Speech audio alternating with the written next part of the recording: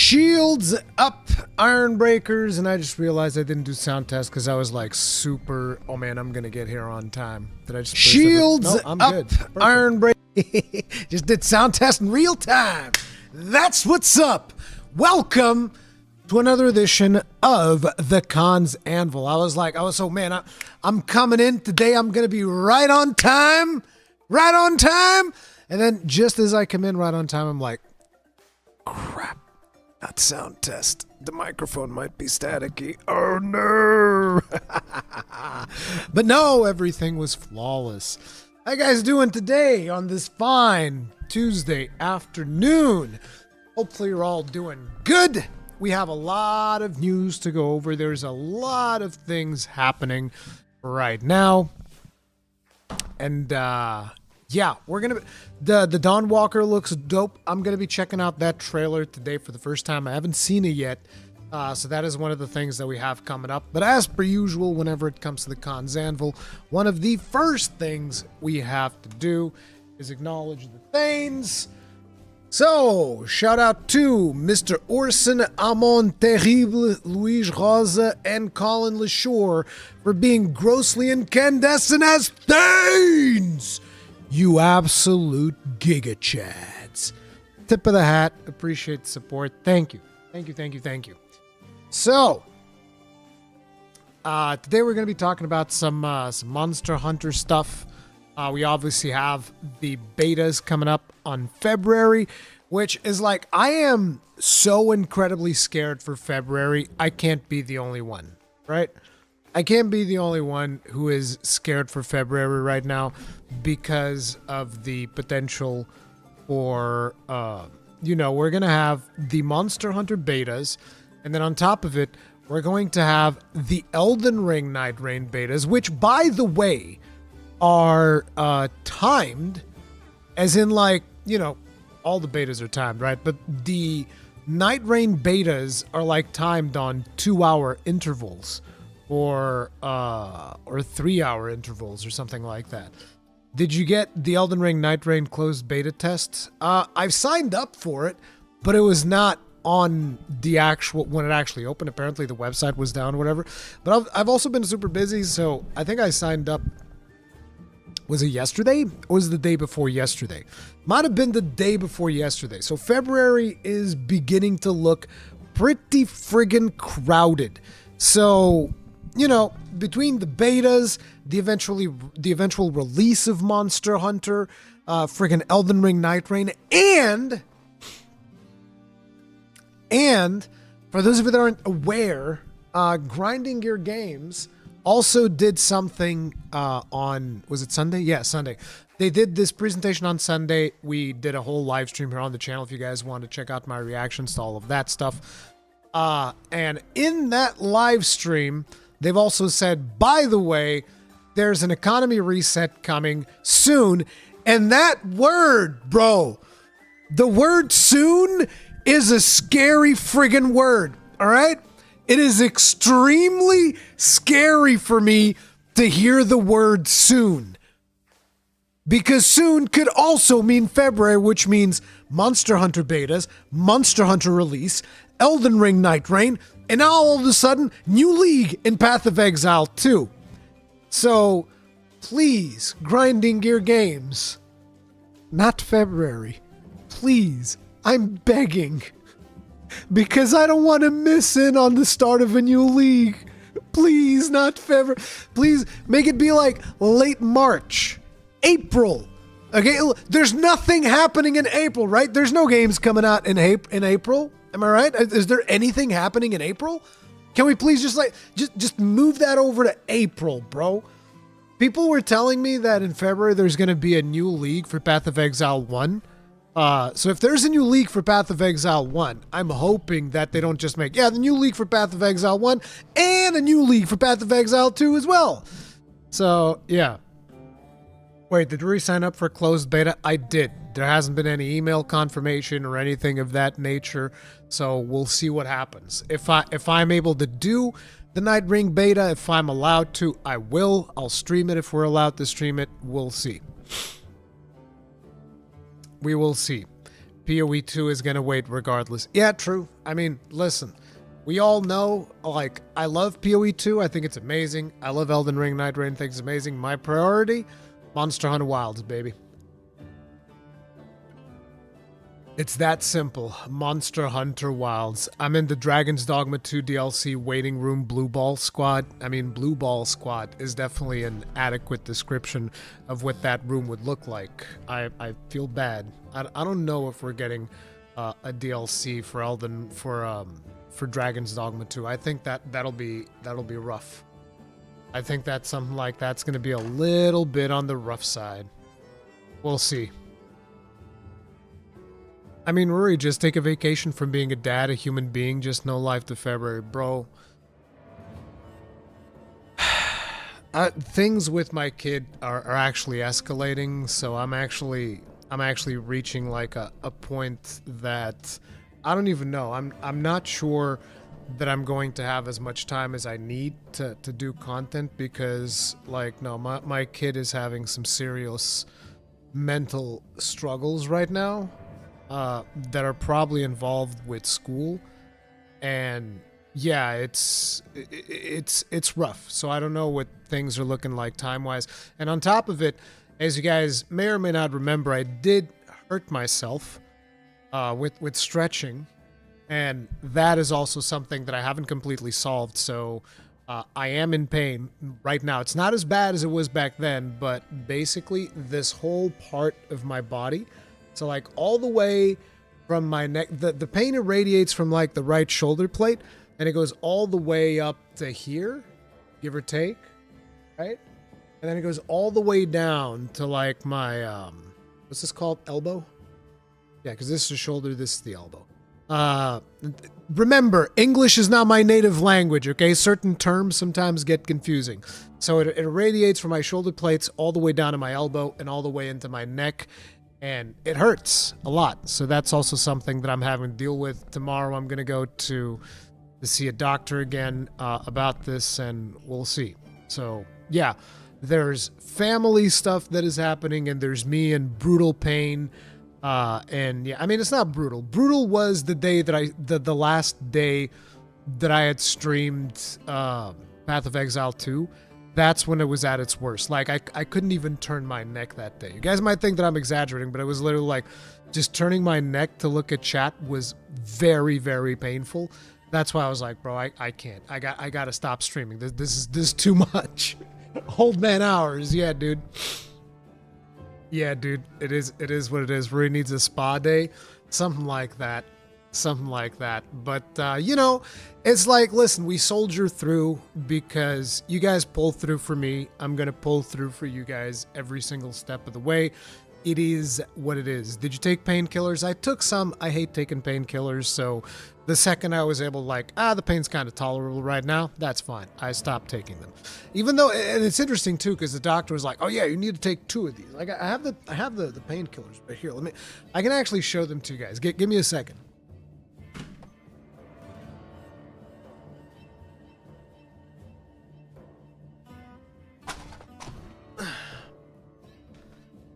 So the doctor actually prescribed. Oh crap! It's got some personal information here. See if I can scrape this off. I mean, it's my name, but I don't know. You guys know my real name. That's not really the problem. I guess it's more where the pharmacy is located. Not that this is even that close to my house, but whatever. Take that. But it's these things.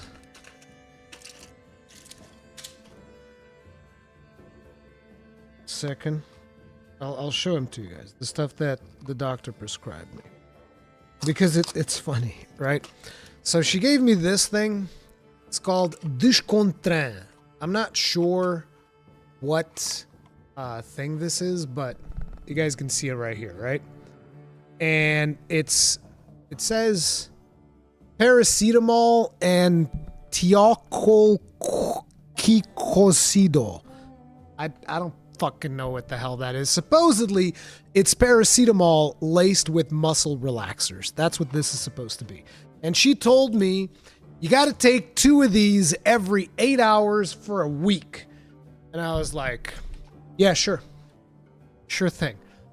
I can actually not have the... I don't know if I actually have the ones that I use. Jacket here. A jacket's not. But I didn't take as many as she said, basically. I took like, I don't know, maybe 3 of them.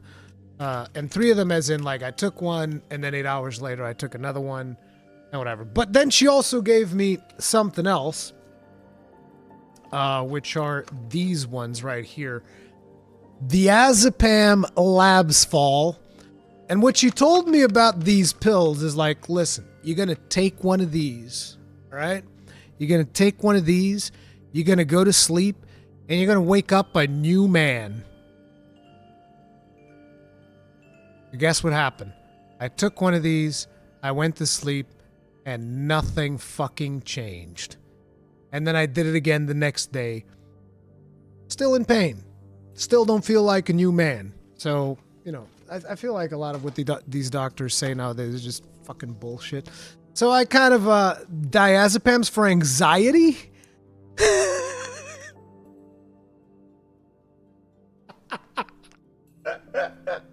I mean, I do have anxiety, but like, did the doctor really pass me anxiety pills for my muscle pains?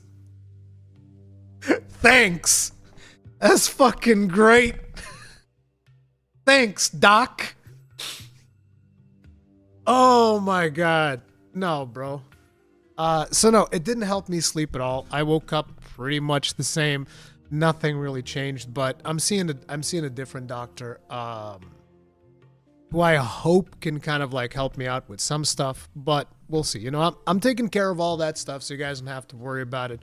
Hopefully nothing will be too bad. The biggest thing is, like I said, the reason why I'm even talking about this, because I'm not looking for a pity party. I'm not looking for like, oh, I need you guys to donate money. Like, guys, I'm fine. I'm fine with all of that stuff. The thing is the time tax that this takes. So like, for instance, tomorrow I have to go to doctor at 7, and today I have to leave earlier because I need to spend some more time with my kid to try and see if I can figure out what the, you know, what psychologically is going through his head, because things are getting absolutely insane. That's the thing. I just need more time. Is the real thing that. But yeah. She watches your streams and saw your warrior struggles. True. I think you've been bamboozled, Ruri. I mean, the thing is, it's not really being bamboozled if I already have absolutely no faith in the Portuguese healthcare system. Like, I have no faith. If doctors have, like, listen, I've talked to you guys. I've talked to you guys about this before. Like, I have whenever I wake up at like 5, 6 in the morning, I'll wake up with stabbing pains in my gut. And I tell this to doctors, and they're like, yeah, you're fine. This is not a problem. I'm like, motherfucker. For over 5 years, I wake every single day like I have a knife sticking out of my gut, and you're telling me this is fine? Yeah, sure. I think that Portuguese healthcare is in a fantastic spot. IFL Discovery, thank you very much for the souls. Tip of the hat. Appreciate the support. Thank you. What mechanic that is not in Monster Hunter would you like? A mechanic that is not in Monster Hunter that I would like. That's such a strange question. I guess if we're talking about Monster Hunter Wilds, I'd like better tracking. I would like a better tracking system, because I don't think I'm particularly happy about the tracking system in Monster Hunter Wilds, but yeah. You're still alive, right? So it's fine. Yeah, exactly. Get that checked out somehow, maybe private care. Private care has been how I've been doing it. Do you think I've been going to public health care? Listen, where I live, public health care is a joke, okay? Let me just explain to you guys. There was this time, and this is not like the first, like second, third time that this happened, but this is when I completely gave up. On a Sunday, I go to a hospital with my kid struggling to fucking breathe. You know what they tell me? No pediatric urgencies on Sunday. That's Portuguese public health care right there. Okay? Imagine that. You're going to a hospital.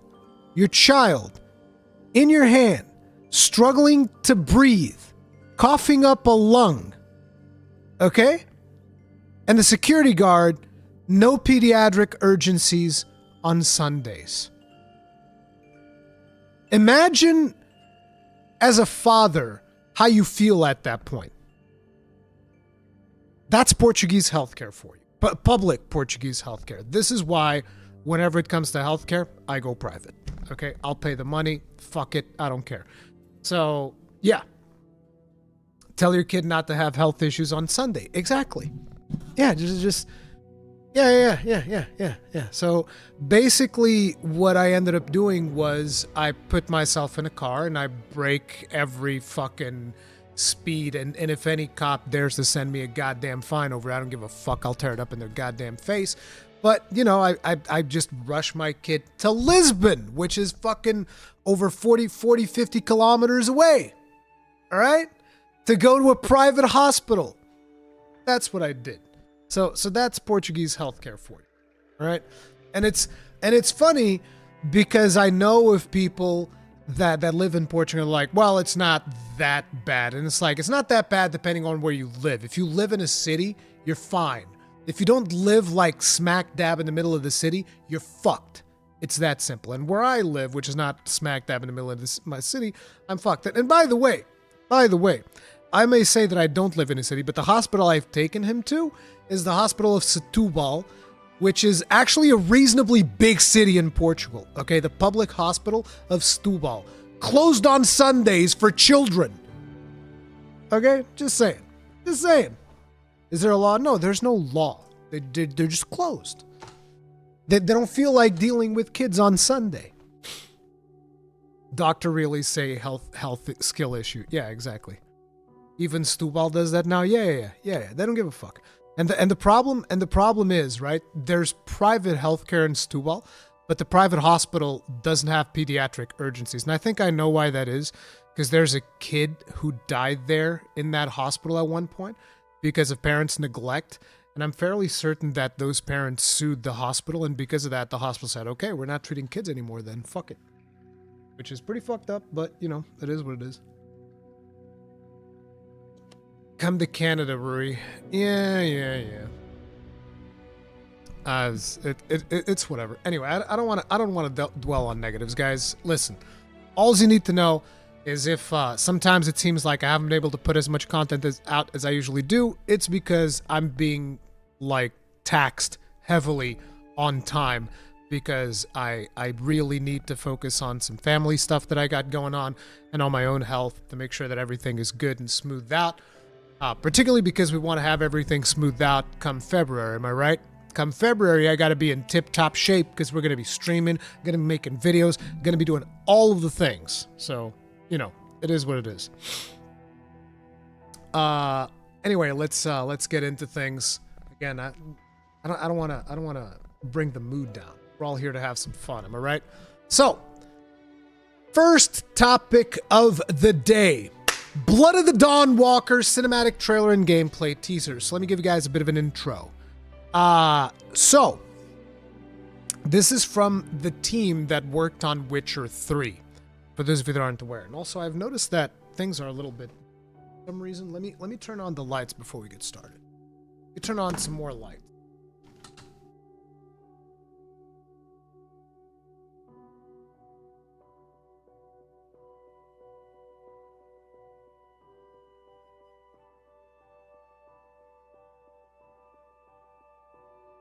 It didn't really change that much. It's just the lighting coming from the outside is making things weird. It's just I like natural lighting. Natural lighting is so good,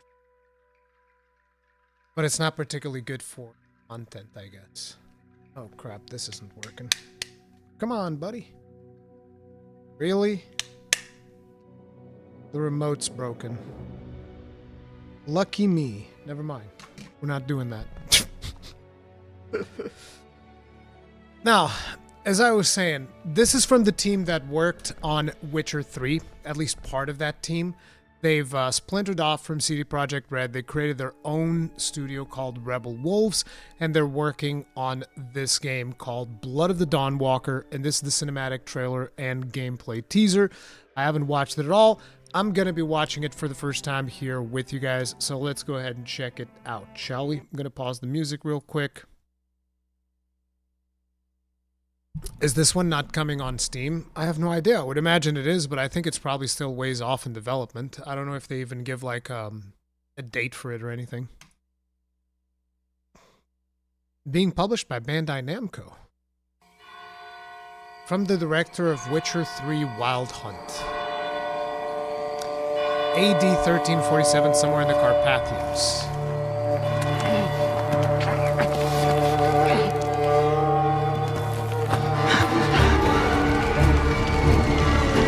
Must be here somewhere. This way.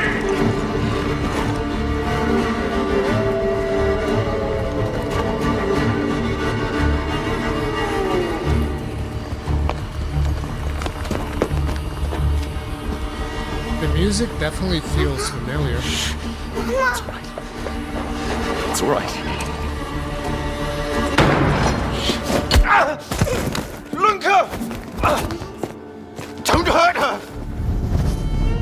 You gave us quite the chase, young man. Please, sir. She's just a child! Roderick, remind me, did I make an exception for children? No, sire. No. Let me That guess, would have she's a been leper? foolish, would it not? They spread the plague just as well as adults. And there's only one way to stamp out this sickness. Oh, that's messed up.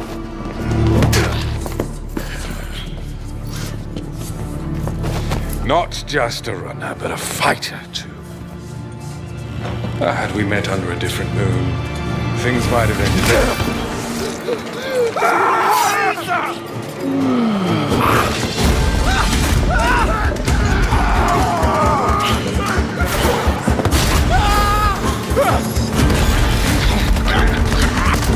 Holy crap.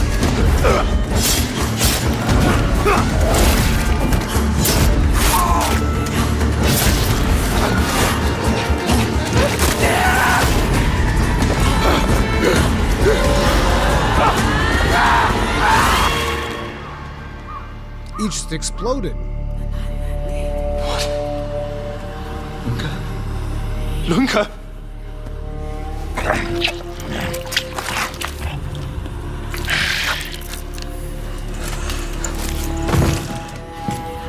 My sister. She needs help. Fast. Please, let us pass through. I beg of you.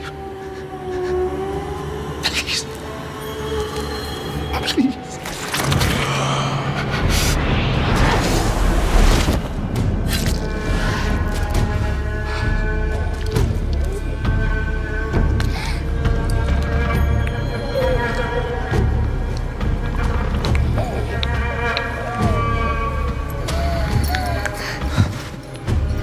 I don't know. How? I am life. I am death. I am everything in between. I have been watching your little valley. Pestilence, famine, killing. Blood spilled carelessly, like water. Things will be different now.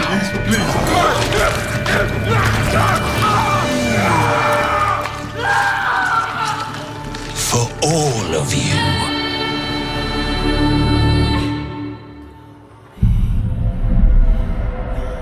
The world needs what it fears. Oh, this is actual gameplay.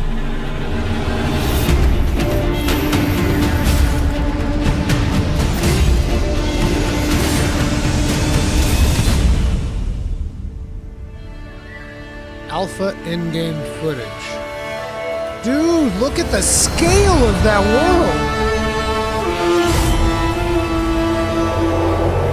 The Blood of Dawnwalker. gameplay reveal summer 2025. So we don't have a date. So this is probably not coming this year. This is likely going to be like 2026, 2027. But we're going to learn more in 2025. If it's summer 2025, I think it's pretty safe to expect that this is going to be at Summer Game Fest. This is probably going to be at Summer Game Fest. What do you guys think? W or L? Let's do a quick vibe check on this. Vibe poll. I'm just going to call it Blood of the Dawnwalker. Looks good or meh? Yeah, we'll put these two options in. Looks good or meh? Let's see where you guys are landing on this one. W, too soon, but W trailer. Good trailer, still no gameplay, can't say. Yeah, my biggest concern, and I know a lot of people love the Witcher 3 combat system. It's like, it's not for me. I can't get into the combat system of Witcher 3. I love literally everything else about the game. I think the story is great. I think the themes are great. I think the visuals are great. The music, sounds, everything, dialogue, fucking perfect. Combat, I can't get into it. I can't. That's the only complaint that I have about The Witcher 3, strangely enough. I love everything else. So I want to see a refinement when it comes to combat. Naturally, this is not exactly the same team that was on The Witcher 3, but it does have some people from that. So I'm hoping they can do better combat, but yeah.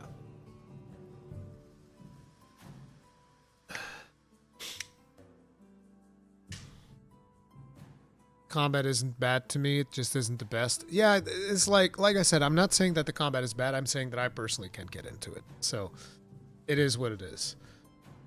You despise the original Witcher then? I played the original Witcher. There's actually gameplay of me. I think I even did like this trailer thing for my series on it, right? Like, let me see here.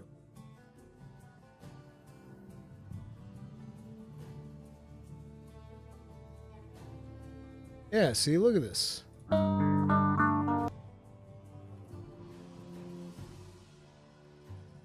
This is from back in the day with the Paul Desmond music.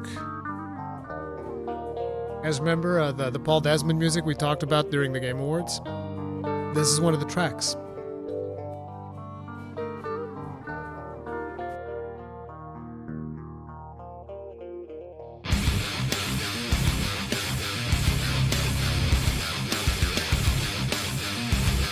This was badass.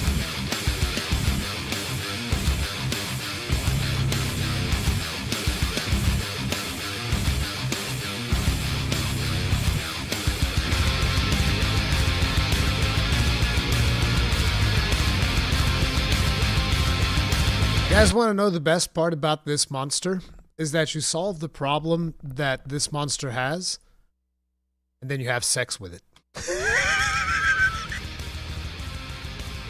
If I remember correctly, right, that is what happens in the story. Because I think that's a Striga, right? And then you beat the monster, and then turns out it's a girl, and then you have sex with her.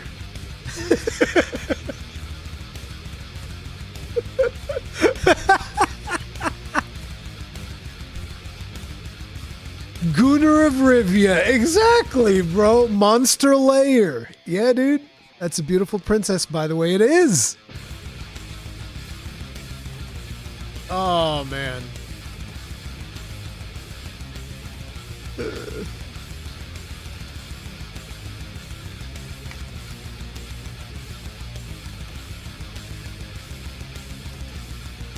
But anyway, like I said, so there is how many episodes that I did? Oh, Saving Triss Marigold, episode 6.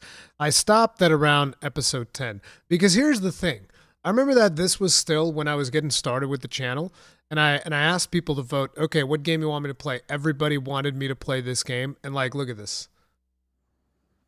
Oh, it actually still what? It has 5,000 views now. Back in the day, nobody was watching this. Why did you come here, Witcher? Nobody was watching this back in the day, like, no joke. Look at the young Rurikhan over here in the corner. Of smoke in your magic. Jesus, look at that guy. full of promise with a head still full of hair. Bro, this guy is full of promise. And then this guy over here is just like completely washed out. It's just that, whoa, you have... That's a handsome lad. Yeah, okay, there you go. See? That's the same person. Aged like wine. You mean it turned to vinegar?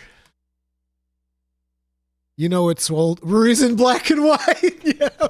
I was going through like some artsy fartsy phase. I was like, oh man, it'd be so cool if my face camera was black and white. Wouldn't that be cool? Yeah. Rurikhan Kun. Yeah, Rurikhan deep fake. Emo phase. No, but like I'm curious. I'll wanna take a look at it eventually when it comes out. But yeah, we'll see what happens. We'll see what happens. Kojima approved. Yeah.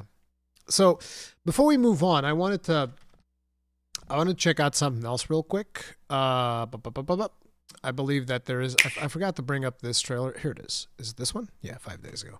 Even though it shows like the whole red thing, I haven't really watched it. I've just clicked on it because I wanted to keep it open for doing Khan's Anvil. I had planned on doing Khan's Anvil earlier last week, but it ended up not happening.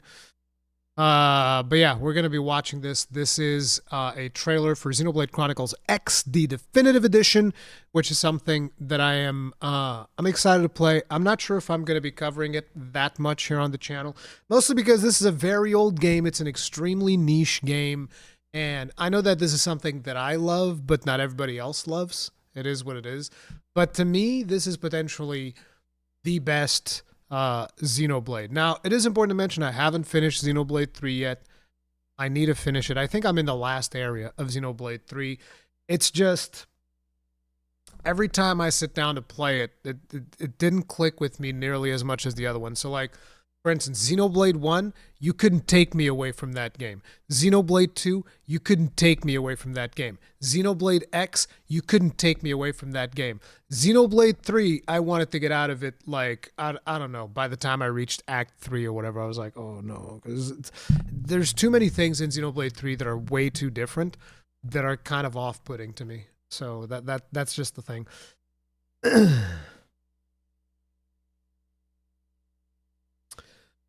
So, does Ruri know about the Switch 2 announcement? What Switch 2 announcement? They haven't announced Switch 2. What the fuck? Are you kidding me?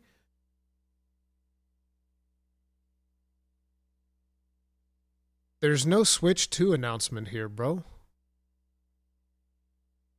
Like, stop. Leaks I've seen plenty of. Yeah, I've seen plenty of leaks. Leaks I've seen a bunch of stuff. Yeah, sure. You post X, I will be there. I'm Mira's strongest soldier. I love to see it.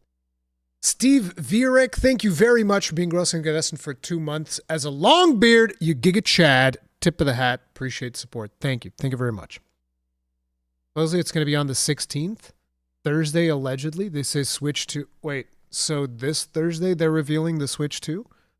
That's crazy. That is crazy. But yeah, I mean, I might make like a live stream of Xenoblade Chronicles X or whatever. Because like, listen, I want to do content for Xenoblade Chronicles X. It's just the problem is the algo, bro. It's like the moment I steer a little bit away from the algo, YouTube just slaps me down like a bitch. I hate that, I really do, but it is what it is. The reality we live in. So yeah.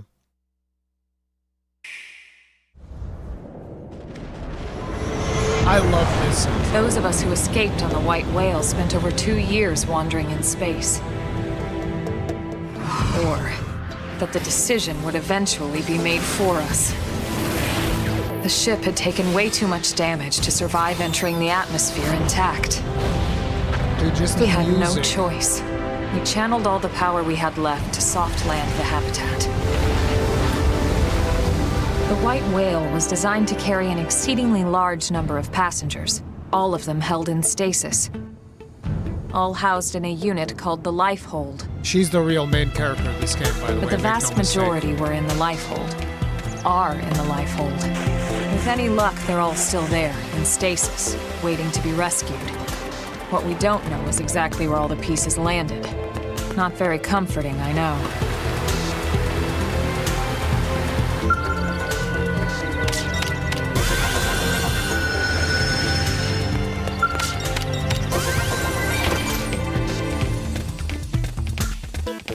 Another day, another step. Slowly but surely, we're building a sustainable future for ourselves on this planet. Remember, the clock is always ticking. We have to find that unit before it's too late.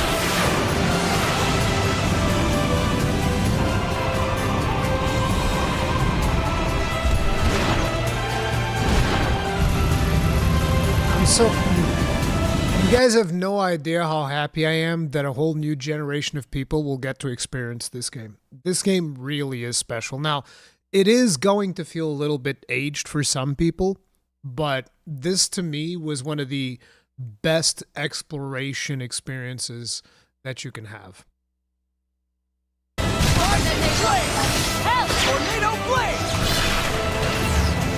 Wait a minute, what the fuck? What the hell is this? Overdrive counter guidance, color combo guidance, EXP up, class EXP up. Holy shit. They're really going ham on it, huh? That is crazy.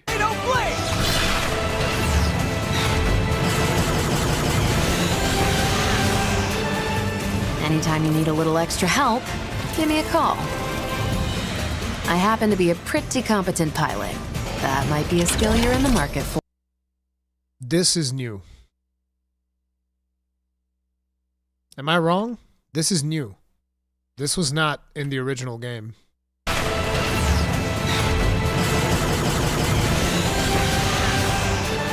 This right here, this is not in the original game. So wait, they're adding new content? There are new chapters after the original ending? I did not know this. Oh my god, dude. Oh my god. I'm so excited. Oh man. How did you miss this? I haven't seen this trailer. What do you mean? Mainstream, thank you very much for becoming grossly incandescent as a thing! You absolute Giga Chad! Tip of the hat. Appreciate the support. Thank you. Thank you so much. But yeah, dude, I did not know. I did not know that there was going to be brand new content. I mean, it just says definitive edition. I thought it was just going to be like, you know, remaster, whatever. That's, oh my god, dude. That's fucking crazy. Where you been too deep in the PoE2 life? I mean, the thing is, right? Being a family man makes it very hard to stay in touch with everything from a content creator's perspective, okay? Like 100%. It makes it very, very hard. So this is one of the reasons why I focus on one game at a time. So like over the last month and change, it's just been PoE2. PoE2 has just been my life, right? Because I can focus on one game. I know pretty much all that's happening in PoE2. I got my finger on the pulse. But like Xenoblade Chronicles X, I wasn't overly concerned about it because I just thought this is just a re-release of a game that I've already played. I think it's going to be awesome to replay it. But like now you're telling me there's new content? They showed new content in the reveal trailer? Did I miss it? Did I miss stuff in the reveal trailer? Like now you got me curious. Like let's actually go over here to Xenoblade. What did I miss? Xenobalde. Xenobalde. You guys know that famous franchise, the Xenobalde? So this would have been this one. We watched this.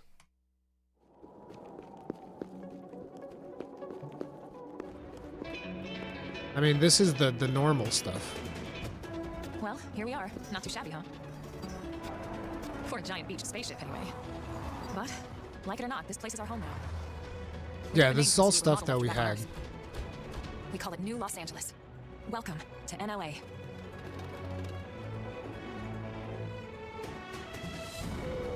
And so it was that another survivor came to join our band of refugees. Together, we resolved to forge a new way of life here on Mira, come what may.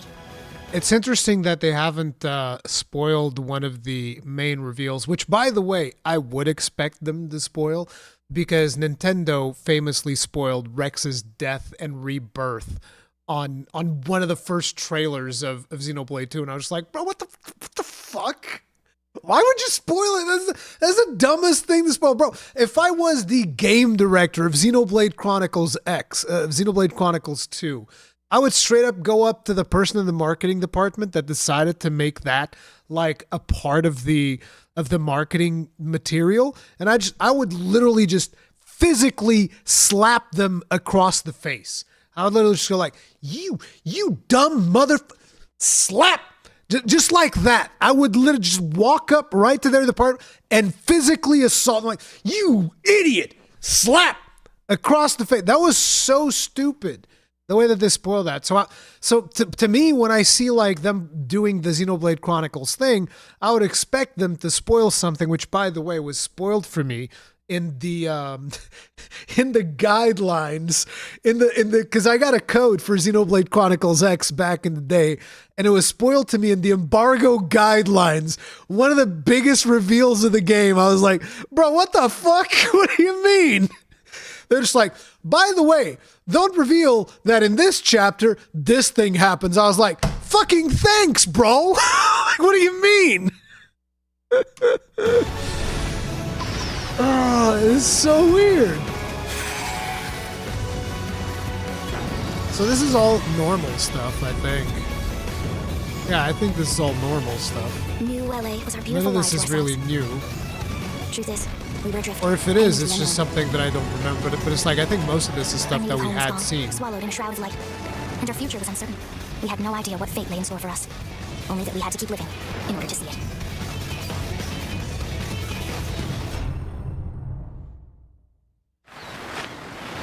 Okay, this scene, yeah, okay, I do remember this scene. Yeah, this is not the original. Fancy seeing you here. Yeah. I mean, but this was the only thing that they shown that was new. It's not that much. I mean, considering the hood, you would imagine that this is that guy. I forget his name. I think it starts with an L. One of the processors. The guy who shows up in Xenoblade Chronicles 1. He's got like the cross thing on his chest. Help me out, chat, because you know my memory's fucking terrible, but you know which character I'm talking about from Xenoblade Chronicles 1. Shows up in that one scene with the main character. Fuck, I forget his name. I think it starts with an L. Logos? The guy who represents the Logos processor? Organization 13 member? No. No, I don't think it's Klaus. I don't think it's Klaus. It's the processor, the Logos processor, I think. Alvin?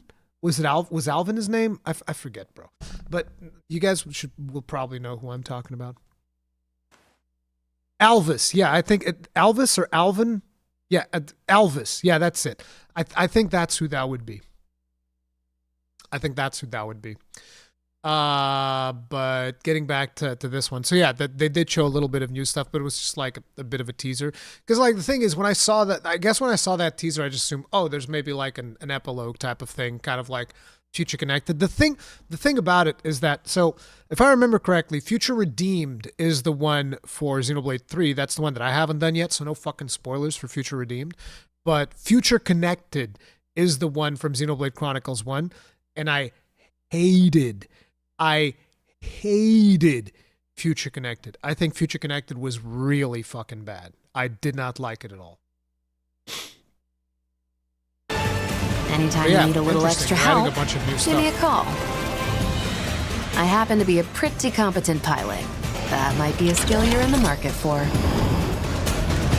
Her ship looks badass. Her scout. Irina! Marcus! Run!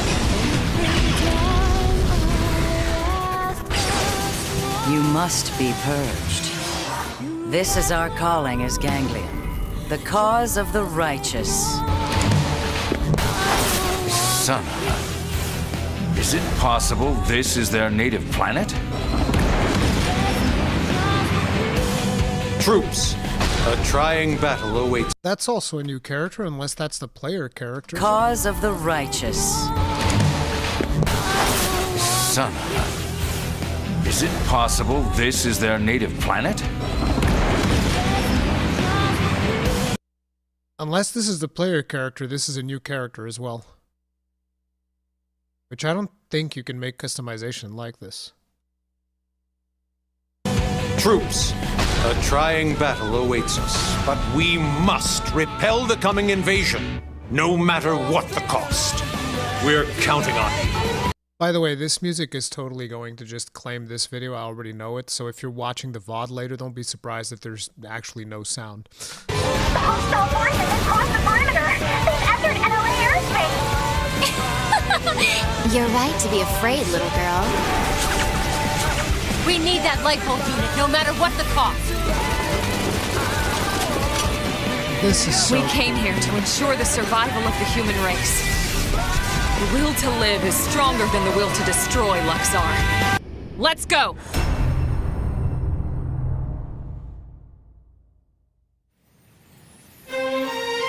People still need me. Humanity still needs me. That skill. You're still alive?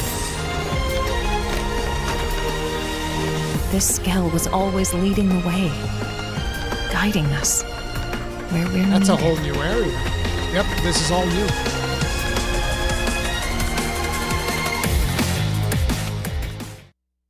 Nice. Fucking nice, dude. I'm super I'm even more excited for this now than I was before. Like, I know that this is not the type of game that a lot of people are going to be excited for, because not a lot of people really care that much about Xenoblade Chronicles X. But let me tell you, if you own a Switch, I heavily recommend it. This is, without a shadow of a doubt, the best game that ever came out on the Wii U. Now, I know that a lot of people are going to be quick to point out, but Rurikhan, what about Monster Hunter 3 Ultimate? 3 Ultimate's fantastic. I love it. I adore it. But, like, Xenoblade... I don't know, man. Fucking Xenoblade Chronicles X is so good. Let's put those two on par. How about that? Let's put them very close together. But it's like, yeah, dude. I definitely feel like this is one of the most underrated things. Like, I'm telling you, dude. The Too Close to Monster Hunter to care. The thing is, this game doesn't expire, Kegrin. You can pick it up later. It's not the end of the world.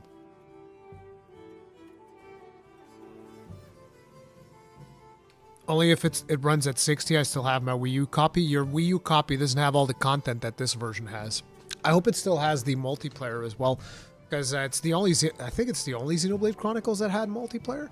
It had like a mission structure, kind of like Monster Hunter. Cries and Tropical Freeze Tears. Bro, listen, let me tell you something, okay? This might be a little bit controversial, but let me tell you something. The absolute disrespect that Nintendo has for Monolith Software cannot be understated. Like, I'm sorry, bro. Nintendo gives all of their marketing budgets to fucking Game Freak for Pokemon and, you know, and all of that stuff. But the reality is, Monolith Soft might be the best team that Nintendo has. Like, yep, 100%. I'll fucking say it. Like, Monolith Soft is potentially the best team under the Nintendo umbrella. Like, straight up. Straight up, dude. Why do you think that Breath of the Wild is as good as it is? In large part, it is because of Monolith Software. Monolith Software is brutally underrated. I think it is downright criminal that a lot of people are not aware of who Monolith Software is. It's fucking criminal, dude. It makes me really sad because these are some of the most talented developers in the industry right now.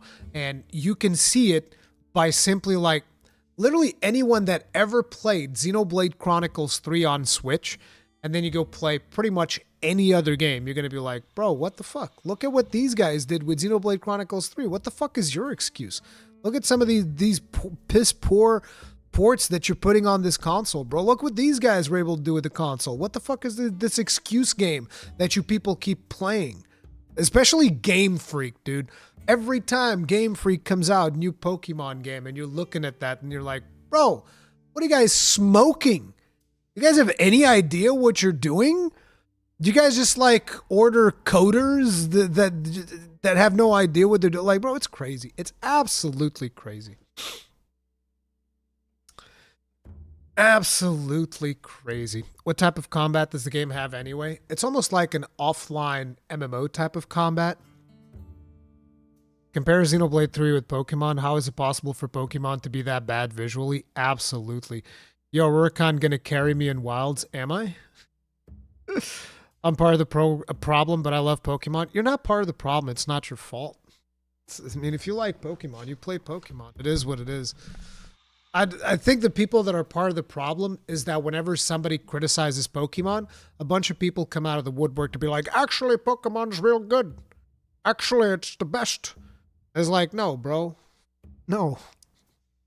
There's huge problems with it. Open world or MMO Pokemon game and they win? Aren't Monolith the guys who made Fear? I have no idea. I've only known Monolith from the Xenoblade games. But yeah, they've made other Xeno games.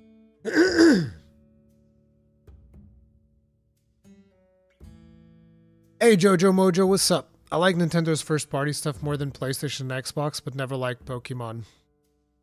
Fucking based. Based Alma. That's what you would expect from Alma. Based. The absolute base takes. Same problem Overwatch has. Motherfuckers glaze it and refuse to see any flaws. Yeah, bro. Overwatch is dead. That game is so dead.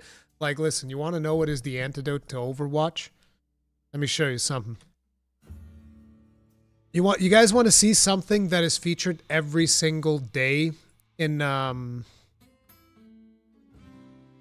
Activision Blizzard's internal meetings?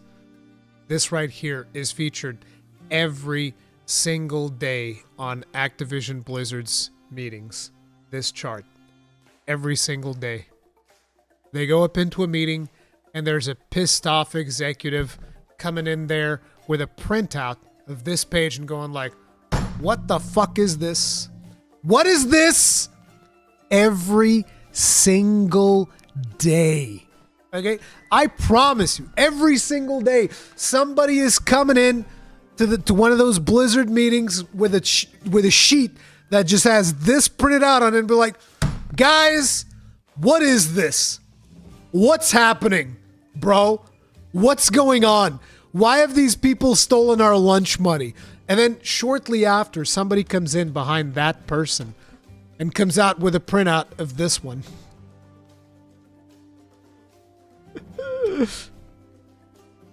Why is this not working? Here we go.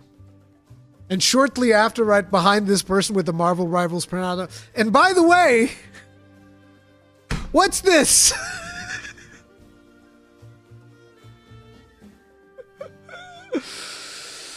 Rivals is actually fun, believe it or not. Oh no, I believe you. I believe you. I mean, it's got to be some. So many thousands of people are playing, and I hope it does great. Even though I don't like netties, like I'm no joke. I'm always just waiting to hear whenever the bad thing is going to happen for Marvel Rivals. Like, I swear to God. I hope it doesn't, by the way. I hope it doesn't. I hope Marvel Rivals continues healthily along its path to victory. I hope it, trounces hero shooters and it's amazing. And I hope that we don't really, players don't actually get screwed over. But as somebody who is familiar with NetEase's work, I'm just waiting for, as the English people say, the other shoe to drop. That's what I'm waiting for. I'm waiting for the moment where they're gonna bring out the dildo. They're gonna bring one of these out, like all the way down to your fucking elbow, okay? And they're gonna be like, "Here it comes, boys. Here it is. This is the one that we're gonna, that's all I'm waiting for. I hope it never happens, but yeah, we'll see."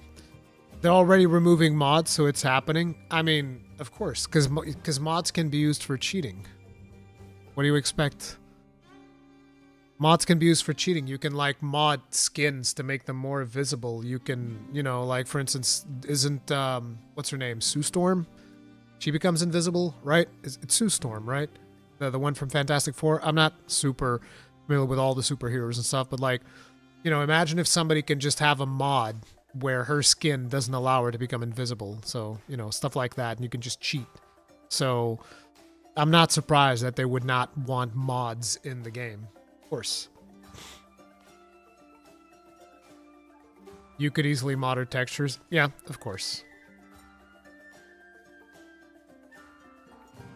Haven't Nintendo just bought Monolith? Yeah, I think that Monolith is owned by Nintendo at this point. I think that's accurate.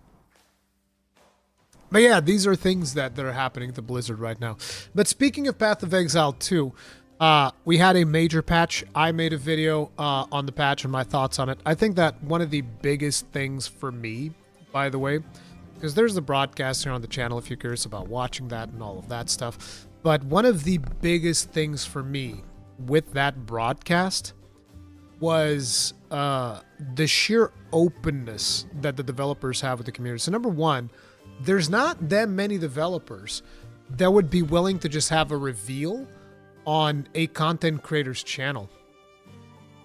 Has the patch already been released? I don't think so. I haven't checked, but I don't think so. All we have right now is patches, is the upcoming changes. We still don't. It says later this week, so I don't think that's out yet. But like I was saying, one of the biggest things about that event is the fact that the developers were open enough to, for starters, have this be revealed on a content creator live stream. Because essentially, for those of you that aren't aware, the actual announcement was made live on Darth Microtransactions' stream.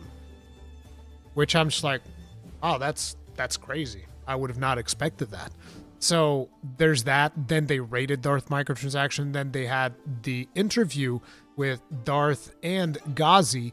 And, you know, they were just like chatting about the game and all of that stuff. And it was really refreshing to just see an absolute no-nonsense approach. Like, they weren't trying to do the whole corporate thing that you see nowadays of it's like, oh, if we don't know exactly what's going on, we don't even talk about it. We have to keep it secret, keep it safe. You know, you gotta treat your audience like mushrooms, which is keep them in the dark, feed them shit. It's like that's kind of the attitude that a lot of publishers have. They treat their consumer base like mushrooms, keep them in the dark, feed them shit. And GGG just went out there and it's like, no, full transparent. Here's what's happening. They would ask them questions about, oh, what about this thing? And they were like, well, we don't know about that thing. We'll fix it, whatever. But I thought it was very, very refreshing. And it really reinforced my already existing faith in grinding gear games. Like, I think that this game is going to be giga successful. And I'm super excited to see what's coming. I'm sad that PoE 2, at least at the moment, went back to kill rooms on one button press on endgame right now. I think that's some builds. I don't think that's all builds, and I don't think that's intended. I think that the pace at which I'm going through the game with like my warrior build, I think that feels kind of good. You know, I throw down my totems, stuff dies, doesn't die too fast, doesn't die too slow either. I think that's like a comfortable medium. I think if anything, my build's a little bit on the faster end right now of what I would expect. I would expect stuff to actually be a little bit slower than the build that I'm playing right now. DM and Ghazi were not afraid to ask hard questions either because they know how the devs are. Exactly, dude. Exactly. I've shot them an email for them to be on Conscast, but I've never gotten a reply back, so I don't know. I don't know if that's ever going to happen. It'd be cool, but obviously they're trying to do the tours with all of their own existing PoE creators, which I think they should. But I hope that at one point I get to interview them as well. I think that'd be cool. But anyway, we have Zizran's reaction to the patch. Now I wanted to give a once-over to this one to see what's happening. I will link you guys the video from Zizran.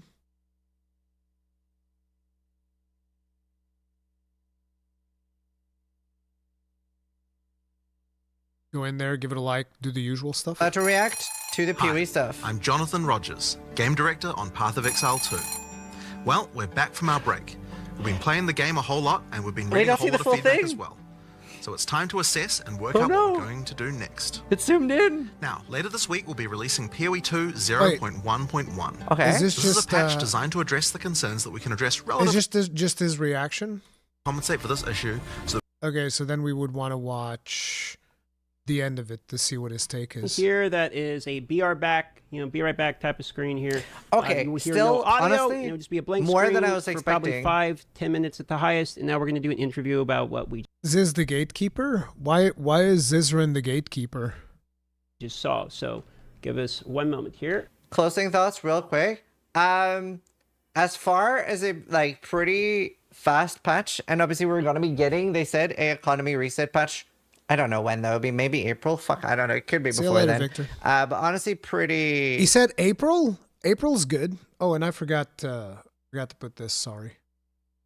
Pretty W. Pretty W. I especially hope I understood correctly that you won't be able to log out without resetting the boss. And software gets 6 Yes. portals, which is also great, I think. So pretty like massive W patch. I don't think there was anything bad in this except no nerfs. So much good stuff. And it sounded like armor is getting buffed. Really excited to read the actual patch notes, but from Armor is getting buffed. You guys know that cripple. Listen, guys. Armor is getting buffed. Let's take a quick look about that. The Armor Saga continues, part 3. Never mind. Hi YouTube, about Never mind about that armor buff, okay? Let's don't even worry about it. Listen, if you guys want to know, let me tell you guys everything you guys need to know about the armor buff, okay? I'll tell you everything you guys need to know.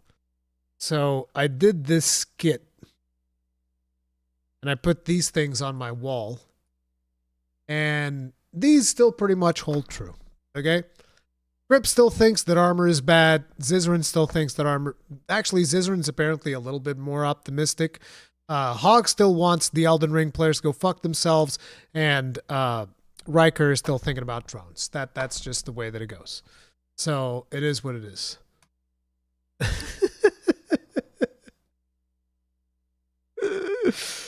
I don't know if you guys watched the skit that I did, but I'll show you guys the skit real quick for those of you that ended up not watching that video.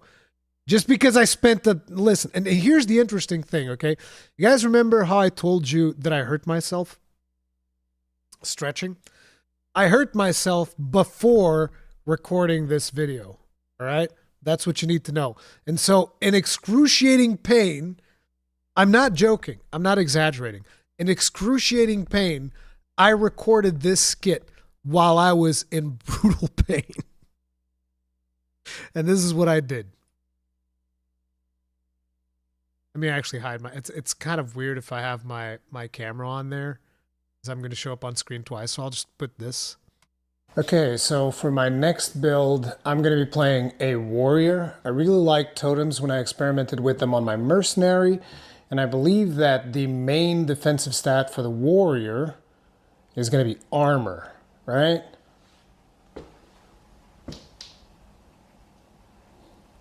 These signs can't stop me. I don't know how to read. Log in, baby. Let's go. Ugh.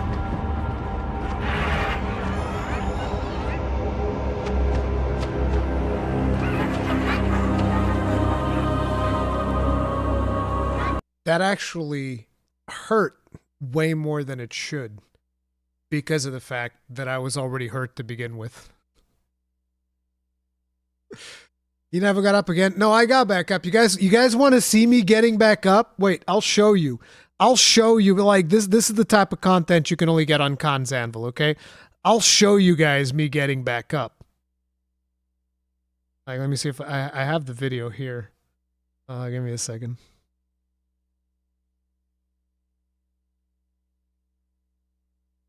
God damn it.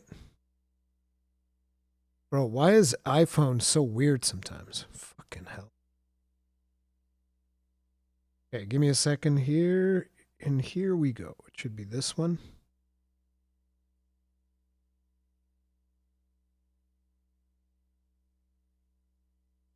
No, I don't think it's this one.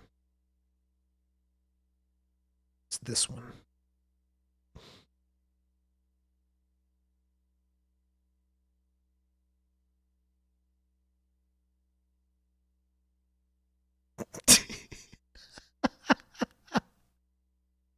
Wait, let's play it like here from where I fall down.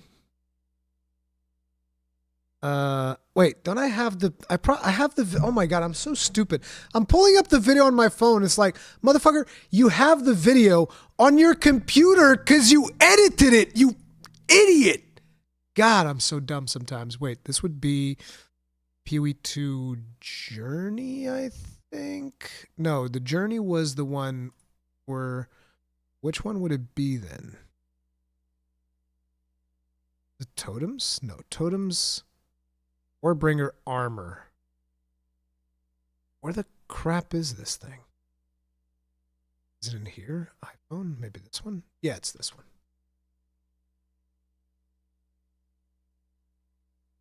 Here, I'll show you guys me getting up. Log in, baby. Let's go.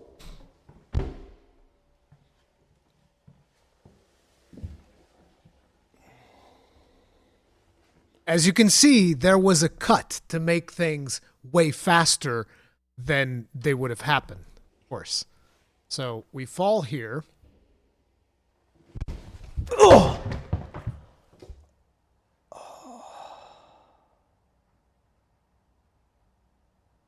And now look at me getting up.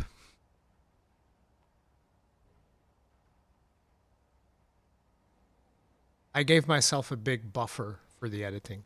Oh. Oh. Ow. Too old for this shit.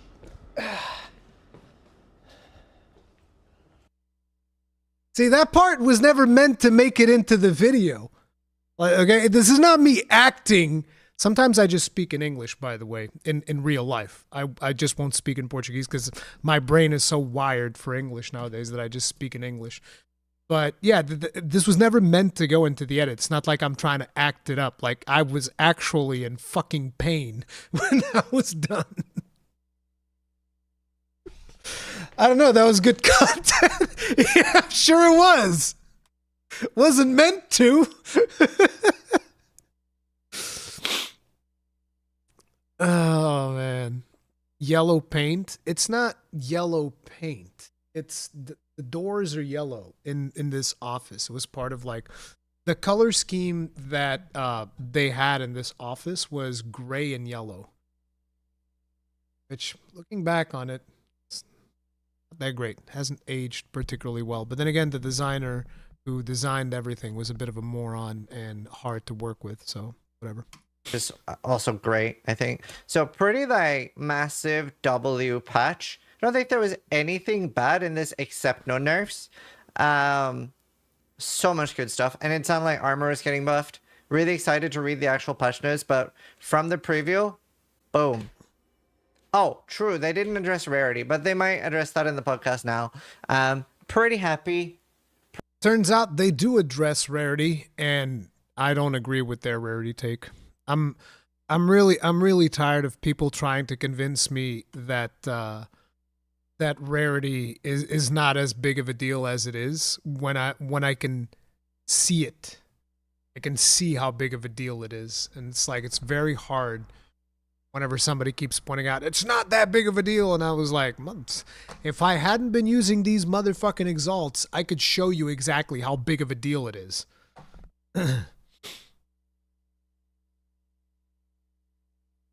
Why is it even a stat? Yeah, exactly. No, I agree. I don't think it should be in there. It is what it is. But like, look, I'm not gonna die on that hill. I don't care. I just want to enjoy the game.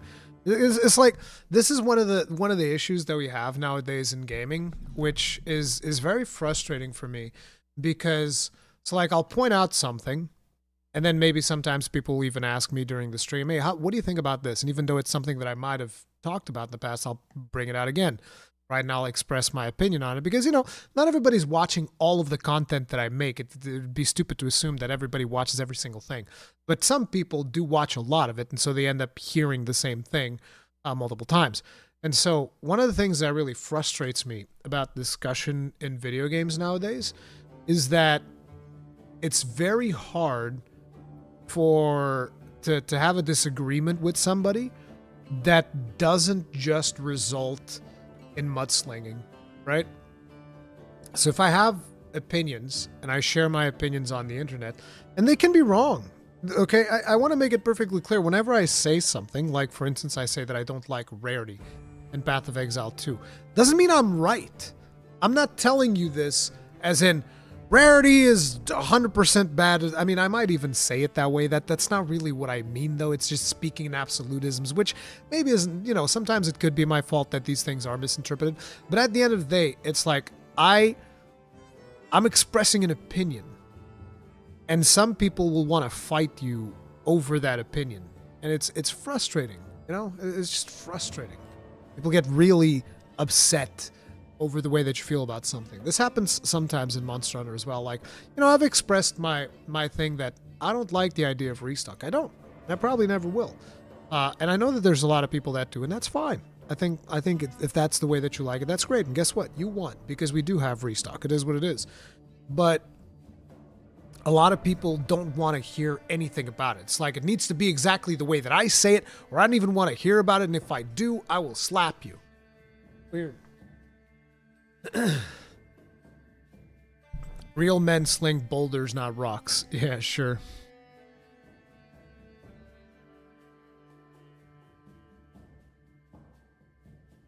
Social media culture. Yeah, it's one of those things. I like having conversations, particularly if it's with people that I don't agree with. I like engaging in those conversations. Be like, okay, you feel this way, but why? Let's talk about it. Let's engage in. And it doesn't mean that at the end of the day I need to see it somebody else's way or they need to see it my way. It's just a means of understanding. But why do you feel this way? And why do I feel this way? Why do I like it like this? And why do you like it like that? And at the end of the day, we don't have to agree, but at least we'll know a little bit more about it. And maybe we'll agree and maybe we'll disagree. It is what it is.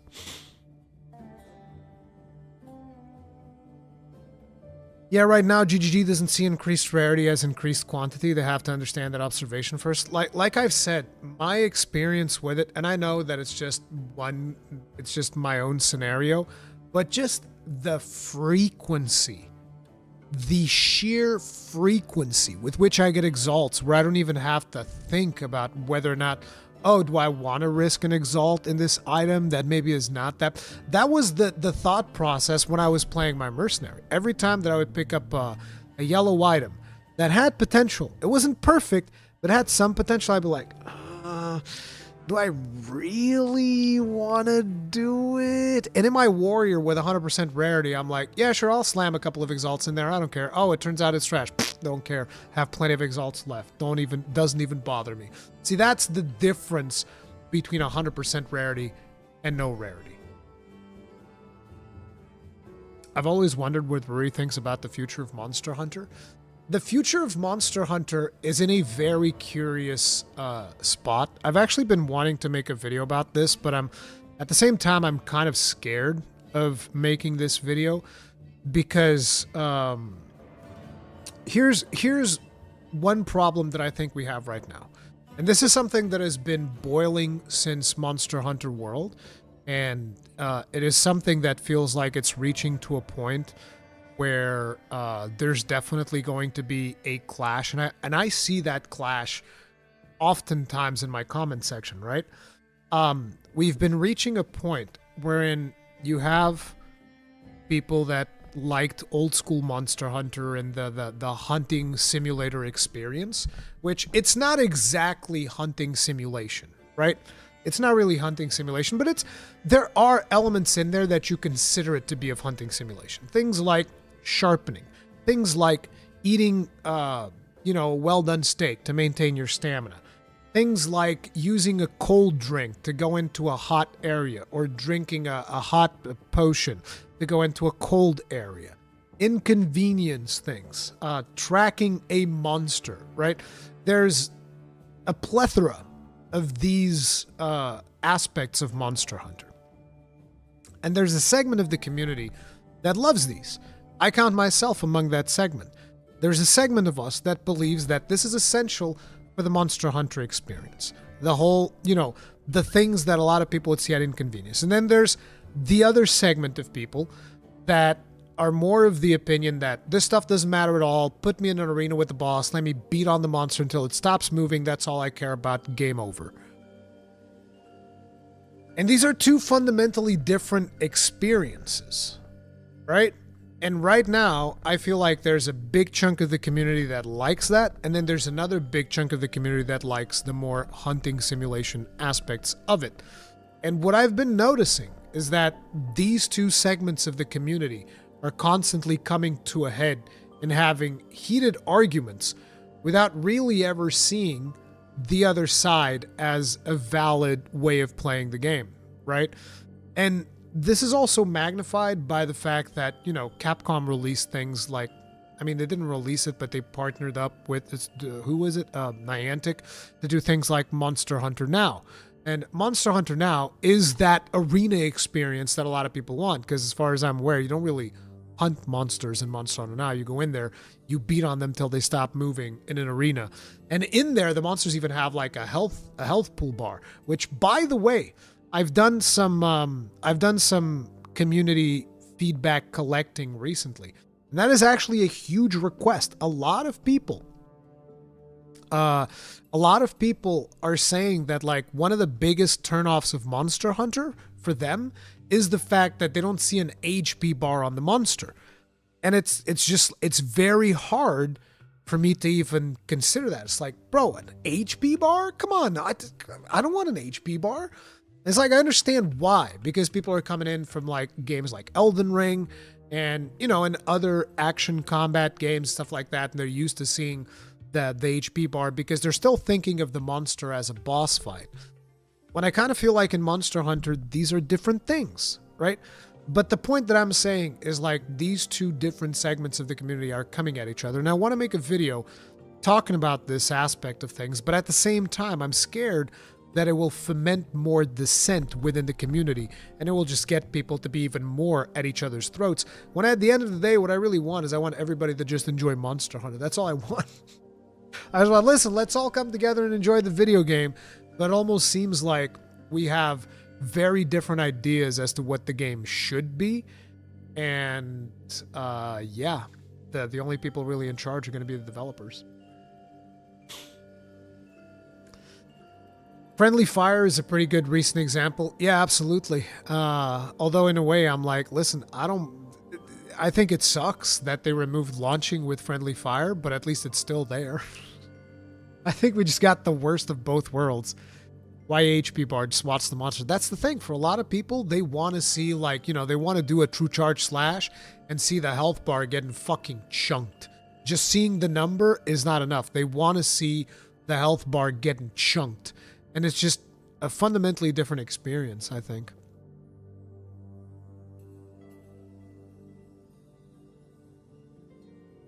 I use the DPS meter in World and it just makes the game worse. Yep, it does. Wilds will support mods? I don't think so. I highly doubt it.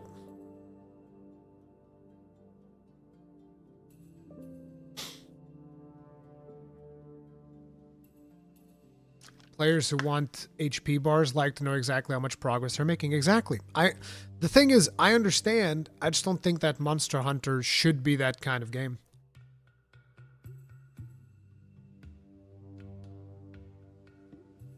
It only makes sense with the capture skill. No, I mean, you can tell when the monster's ready for capture. I would just like damage numbers when I hit monster. Could be a setting options. There are damage numbers when you hit the monster in Monster Hunter. You hit the monster, you'll see damage numbers. You just don't see it in the older games. I personally don't even think that we need damage numbers. I would actually prefer not to have it, but if they're going to put it in the game, I'm going to use it. Fulminus says game for everyone equals a game that no one likes. True. Thank you very much for the souls. Tip of the hat. Appreciate the support. Thank you. I don't want an HP bar at all. Yeah, I think that most of us don't want an HP bar, but I think it's also important to acknowledge that if they do put an HP bar, they would gain access to a wider audience. The problem is they're gaining access to a wider audience by sacrificing what is essentially one of the core parts of the experience. I think damage numbers in training room only would be cool. See, now that is cool. If you only had damage numbers in training room, that'd be really cool. You have your Palico in English, it straight up tells you when you can capture a monster. Yeah, I know. Just beat until it's dead. Yep. When are we getting Monster Hunter Wilds Ubisoft crowded HUD me?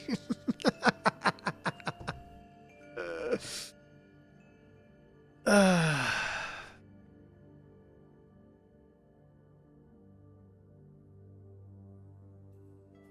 skull makes sense if you have a capture kill or something right now. We can know exactly when the monster HP crosses the line without having to wait for the limp or other details. It's true. Big true. So, I have a video here from Preach Gaming. He's been playing Monster Hunter World blind. This is his first video.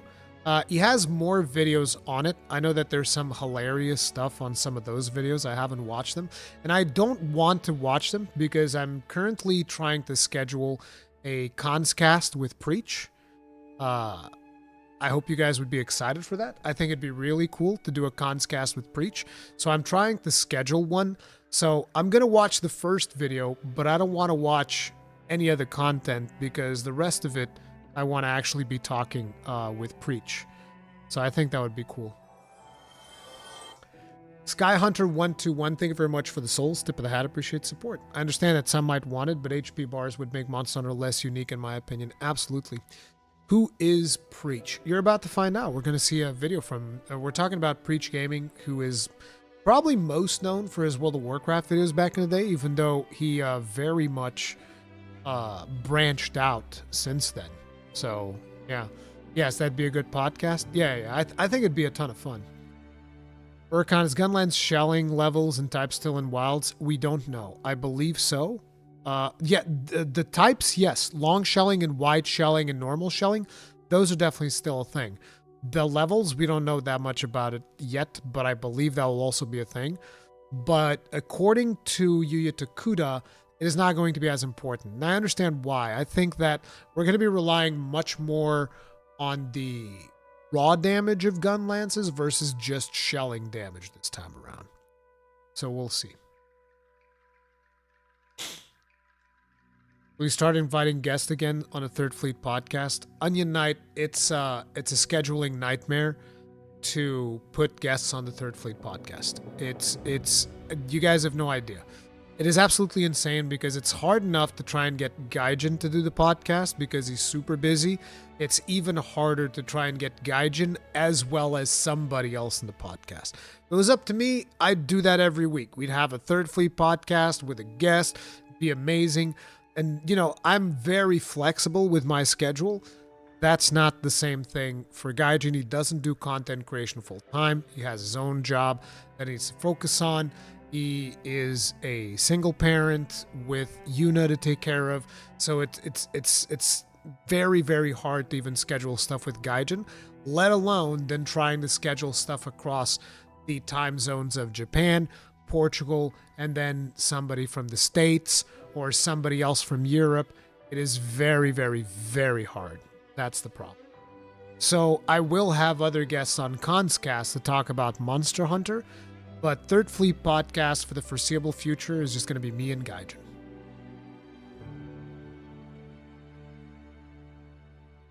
Even the thing is, Shadow, even if it's in one of our time zones, like I'm already brutally compromising in my own time zone. So like usually we'll record stuff at like 9 a.m. my time. Like try to see how many content creators would want to do something at 9 a.m. Not a lot. Eric's team is usually up for doing 9 a.m. recordings though, but they're an exception. Most content creators don't really want to record podcasts at 9 a.m. Okay. Did you do one with Ratatosker? With Gaijin and Ratatosker? No, I wanted to. We weren't able to get that scheduled though. What's wrong with 9 a.m.? Most content creators aren't morning people. There you go. I mean, I've been very lucky. Like, for instance, DM woke up at like 8 to record. Well, actually, he woke up at like 7 to record with me, which was very generous of him. Okay, I was super thankful for DM taking the time to wake up that early just to record with me. It was really cool. There's like, sometimes I get lucky, but still, trying to set that up between Japan, Portugal, and a third time zone, it's a headache, okay? It's a big headache. As someone who's working on a big collab, time zones have been driving me fucking crazy. I can imagine, Ark. I can imagine. What time is it there now, Rui? Right now, it's 4:25 p.m. Joe from US took the L timing. Yeah, it always happens. Yeah, it always happens. DM's warrior rant was so funny. It was. I was thinking about clipping the one section where he's going like, "Oh, it's cooking. It's gonna boil." It was really funny because I was looking through the video looking for thumbnails, and I wanted to get that one, but I was like, nah, that looks bad. But it was such a funny moment. It's cooking. It's gonna boil.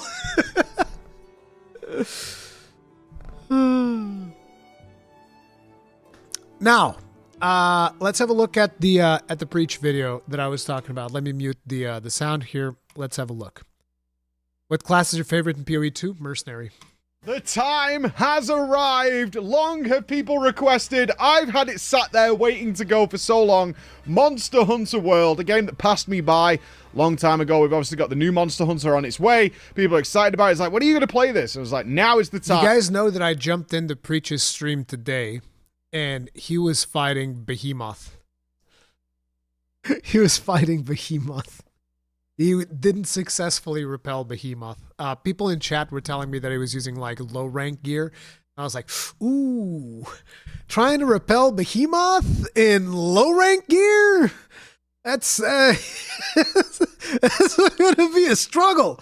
That's going to be a bit of a struggle right there. This is one alone? of our first Yes, alone. investigations of 2025. Who is this Preach guy again? He runs Preach Gaming, and he's basically a content creator. He used to mostly focus on World of Warcraft. That's what I know him from, because as you guys know, I used to be really big into World of Warcraft back in the day, a long, long time ago. But since World of Warcraft got really scummy, I think when they quit was around the, what's it called? The expansion before Dragonflight. Damn, it was so bad I forgot the name. But you guys know the one where everybody goes to the realm of death or whatever. Shadowlands. Yeah, Shadowlands. I think around the time of Shadowlands when he quit World of Warcraft. And since then, he's been doing a lot of variety. And it's been really cool because the way in which he approaches games is really cool to see. So he's been doing really fantastic content, and I love his stuff. And we're doing it under sort of Terraria rules, PoE rules. We're full blind. I literally turn off my chat for the first couple of days. I actually gauged my chat after the first day. And they were like, give us one more day, because there are things that we're hoping you figure out and see, but it's not there. We'll get to that in a second. And it's... Wait, I'm confused. I got distracted. I literally turn off my chat for the first couple of days. I actually gauged my chat after the first day. And they were like, give us one more day, because there are things that we're hoping you figure out and see, but it's not there. We'll get to that in a second. And it's like they want to be able to talk about it without me holding them back, right? The rules are pretty simple for me, is that I don't think that it's fair that people who have thousands of hours in this game, a game that has been out for years and years and years, can't talk about it in my chat because they might spoil something for me, and I'm the only one who doesn't really know. So I minimize the chat. I make sure I'm expressive in what I'm talking about and what I'm thinking right now, and that everybody can have the thing is, the reason you can't have that is because people will spoil monsters, and that fucking sucks. It just sucks whenever somebody's like, oh, has he fought this monster yet? It's like, oh man. It's like, I understand why they want him to go in blind. A free-for-all conversation without worry of ruining it for me. Still doesn't know about dung pods. This is a good thing that Preach doesn't know about dung pods. The problem with beginners is usually defender gear, Ruri. You want to know the funny thing? He was fighting Behemoth, and somebody in his chat was going like, time to break out the defender gear. And I'm just thinking to myself, yes, the defender gear for Behemoth. That'll work. That'll solve everything. No, but like the fact that it doesn't know what a dunk pod is, that's a good thing. You shouldn't be using dunk pods. I mean, why would you carry poop in your bags? Come on. So now. getting into it, what did I expect? I was thinking... I'd seen gameplay, obviously. Monster Hunter's been out for a really long time, and I had seen gameplay, and I was expecting some sort of combination of, like, Dark Souls and, say, Horizon, with the idea of, like, I'm probably going to have to build some weird traps or... Horizon Zero Dawn is actually inspired by Monster Hunter, and I know this because I asked the developers directly, and they told me so. Things along those lines, but the combat is going to be like dodge roll and avoid things. All that kind of element is what's going to be happening. Not too far off, actually. And the biggest negative that I had was my own instincts. So let's get into it a little bit. Once I got started, it was actually pretty quick. Unveiled some enormous mega monster, very reminiscent of something from Final Fantasy. Surprisingly enough, I did bump into a little cactuar boy for some FF love going on with Monster Hunter. And you're crashing on an island. Almost very similar to the beginning of New World. Almost scene for scene as you're heading to this lost, mysterious island. And there's some backstory which is nicely vague. I'm happy with that. I don't need an in-depth story for going hunting giant monsters. I don't. It's not required. That's not the point of the game. So they're like, hey, these, like, creatures come to this island every 10 years or so. Let's find out about them. And you're like, okay. And they're like, cool, let's go. We'll build camps and stuff. But essentially, we're just going to kill everything. And there's definitely a theme, even in the early starts of the game, where you go somewhere. We're not killing everything. We're reminding these giant lizards that they weren't made in God's image. These are two very different things. It's necessary for balance. We're not just killing things to make funny hats here. Exactly, like Mr. Tummy Giggles is saying, we're conducting research. We're the research team, the research commission. Okay? Where that you're not supposed to be. You go into some animal's ecosystem, its environment, and you're like, well, we should kill that so we can have a base here. And everyone's like, all right, let's do it. We just walk in, decimate the area, and claim it as our own. Very nice. Very, very nice. So I found that kind of fun of not being too in-depth. You can generally get the story by kind of getting the gist of what's happening. So pretty cool with that. I'm not expecting any major characters going on here. So getting started, it was like, what weapon do you want to use? I was immediately getting bombarded, and it got to the point where I think Of course he's bombarded. I bet everybody's like longsword propaganda all over Preach, 100%. Chat was so aggressive about it is that Chris came in and was like, I have a decree is you're not allowed to wear this DLC armor. Apparently it breaks the entire start of the game. It's completely overpowered. Nice.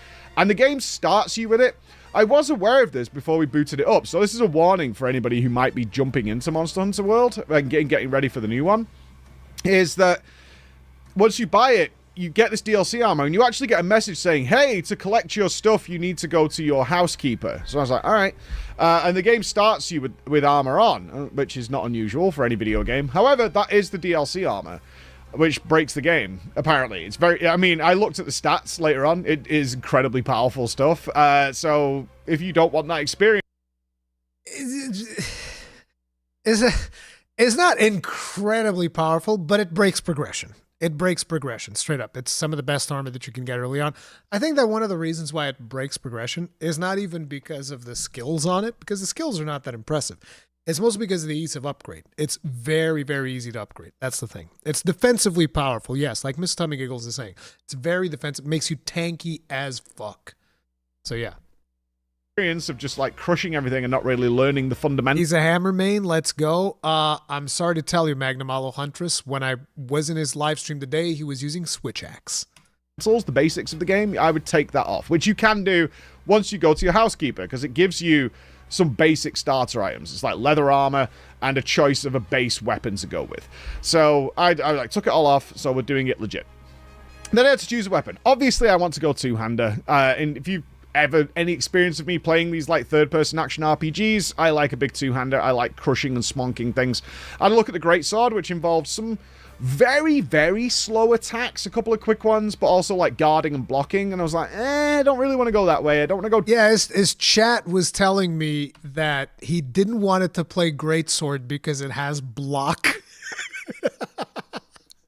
Which, by the way, I'm not making fun of Preach, but it is a funny thing to say. It's like, I'm not going to play Greatsword because it has block, which is something that nobody uses. Almost nobody blocks with Greatsword most of the time. People are probably going to block with Greatsword a little bit more in Wilds, mostly because it gives you access to clashes and there's perfect guarding and stuff like that. But, like, obviously, you know. A couple of quick ones, but also like guarding and blocking. And I was like, I don't really want to go that way. I don't want to go daggers. I don't want to go like sword and board, which kind of leads me towards like the big two-handed hammer and the, which is what I tried first. I liked this weapon a lot. It was very simple, especially for a new player. You had bonk button and you had AoE. You had charging AoE, which was really nice. It had some cool features to it, which were very like two-button orientated. That's it. Two-button orientated because the gameplay comes from not getting hit, using your environment, things like that, which I didn't do. We'll get there. But bonk, bonk, bonk, and things will get bonked. Pretty good, and massive damage. Thumbs up. Very good for early enemies, right? Because they don't really do much, and they don't do a ton of damage. Actually, a little surprised. What do you mean very good for early enemies? What's that supposed to mean? I think he's saying that hammer sucks for endgame, guys. I think that Preach thinks that hammer sucks for endgame. That's what I'm hearing right now. I'm joking. Everybody chill, okay? Chill. No aggro, much chill. Good for early enemies, right? Because they don't really do much and they don't do a ton of damage. Actually, a little surprised, having said that you can die early game. I didn't, but you can. I did realize, I was like, oh, I'm actually taking quite a lot of damage from some of these sort of like little, you know, the little scrubby enemies in the early game. I was like, I'm actually getting hurt here. Interesting, because usually the very first monsters don't really do anything. These do, and I was appreciative of that. It got you learning your consumables. You know, see, this is why I like Preach. He's like, oh, they're not scared of putting you in the ground. Not being scared of putting you in the ground is a good thing. Yes. Monsters don't really do anything. These do, and I was appreciative of that. It got you learning your consumables, you know, your healing potions and whatnot, and how they're going to work. I was like, that's all right. But later on, I was like, okay, and how they're going to work. I was like, that's all right. Like, I'm sorry. It's just funny for me to see Preach going in for a chug and just takes a little sip and puts it away. Like, you guys notice that? Look, he takes a little sip. And I was appreciative of that. It got you learning your consumables. He's like, you know, okay, I'm going to drink my potion. How they're going to work. I was like, that's all right. Okay, we're good. Let's go. Later on. It's funny. You know, I'm not making fun of Preach, but it is funny seeing these new player mistakes happening. It's just a funny thing. I was like, I've tried like... Notice the people's sharpness as well. People's sharpness is... Listen, you paid for the full sharpness gauge. We get to use the full sharpness gauge, okay? I will not have any slander for the people's sharpness. All right? Like 2 weapons. He named this cat that's just I hadn't even noticed yet. He named this Palico useless. That's just cruel and unnecessary. Why would you do this? Who told him to do this? I bet it was his chat. His chat is toxic, bro. That is very toxic. That is incredibly toxic to call your Palico useless, bro. What the fuck? Try some other things. So I tried the axe that turns into a sword. It's got a specific name. It might be Switch axe. Might be that. The axe I couldn't figure this thing out. All right. So this is probably the first critique of the game. It's Japanese UI. Now, when I say that, I do say that in a negative way. I'm so sorry. Native Japanese viewers, which we do have. Cancelled? The fuck do you mean Japanese UI in a negative way? What the fuck? No, to be honest, I don't have an issue with Monster Hunter's UI. I think it's good. In a negative way. I'm so sorry. Native Japanese viewers, which we do have. Whoever's learning or teaching UI design in Japan is just a clown. An absolute clown. It's awful. Absolutely awful. So the problems here is you get some dialogue. Wait a minute. No. I'm not gonna. No. I'm not gonna let that fly. No, I'm sorry. I'm sorry. Excuse me. No, wait a minute. No. No. We're gonna have to talk about that one. No. Now wait a minute here. We're gonna have to talk about this. Is there no wait, this might not be his gameplay. I want some of his gameplay. Maybe here we'll see some of his gameplay. Wait a minute. Okay, that's strange. See here, do we have any of his gameplay? Is this his gameplay? Wait, this is Guild Wars. Oh, this is Path of Fire. I'm stupid. I wanted to look at like some old. Okay, here we go. No, this is Final Fantasy 14. Final Fantasy 14. Jesus Christ, he really has fell off the wagon in World of Warcraft, huh? What? Do we have World of Warcraft gameplay here? This is 14. This is 14.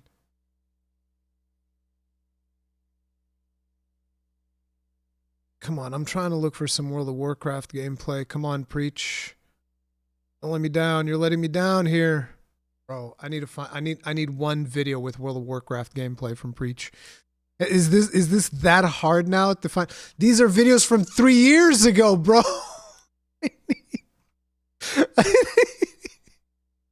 Dude, I need some please. Blizzard would never ban add-ons. Okay, let's look here. Is this Mike's character? I don't know if this is Mike's character. I think it is. I think this is Mike's character, right? Power auras. I think that this is his character. I don't know if he but I mean, I wish I would know whether or not this is his character. Is this his character? No, this is Method.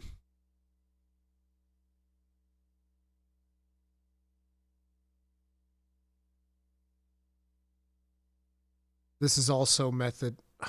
Oh. It's taken too long to make this point. Kind of sucks. I wish I had just I just want a screenshot of Preach playing World of Warcraft. This shouldn't be this hard. Epic Raid, Guild Wars 2, Warframe, Best and Worst Experience, Living World Season 4. Time for a Change, The Boss Was Missing, World of Warcraft Season of Discovery. Blizzard solved the MMO problem.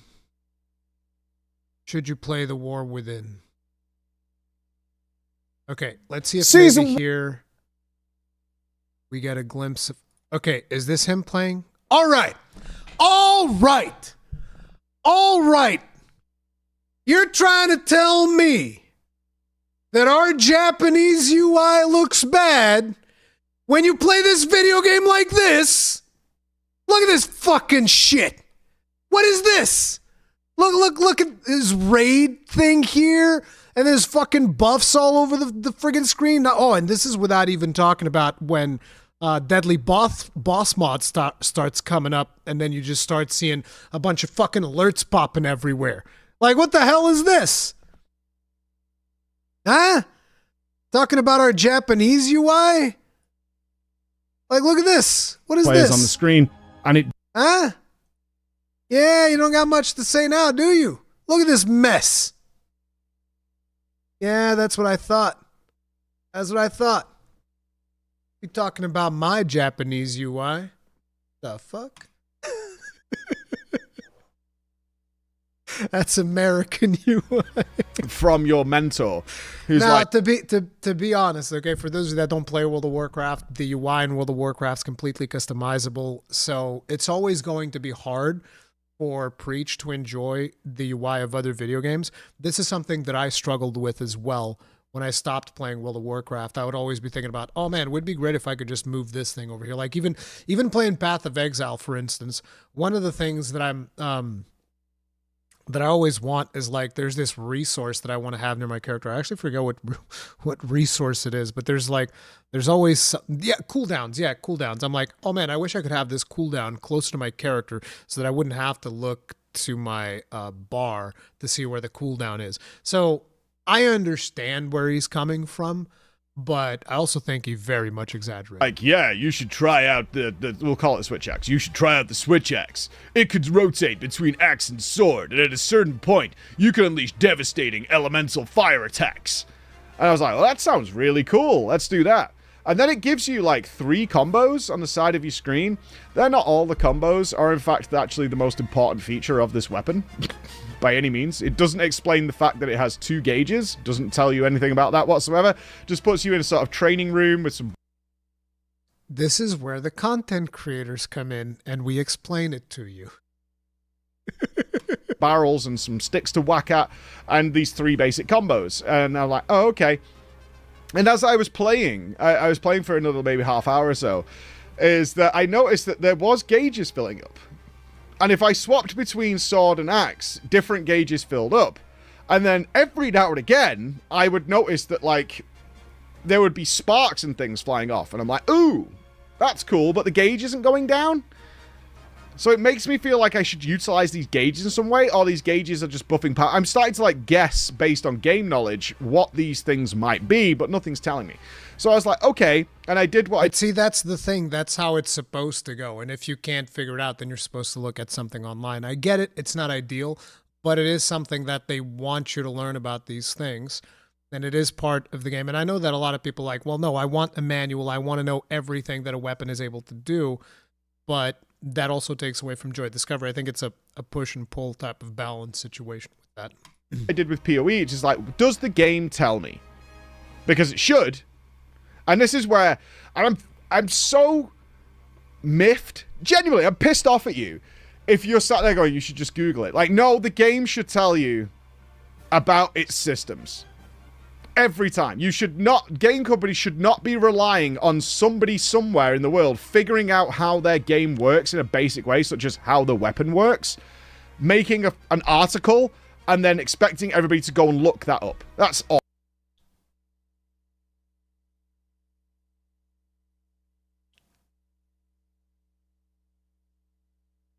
So, Preach, tell us about deadly boss mods.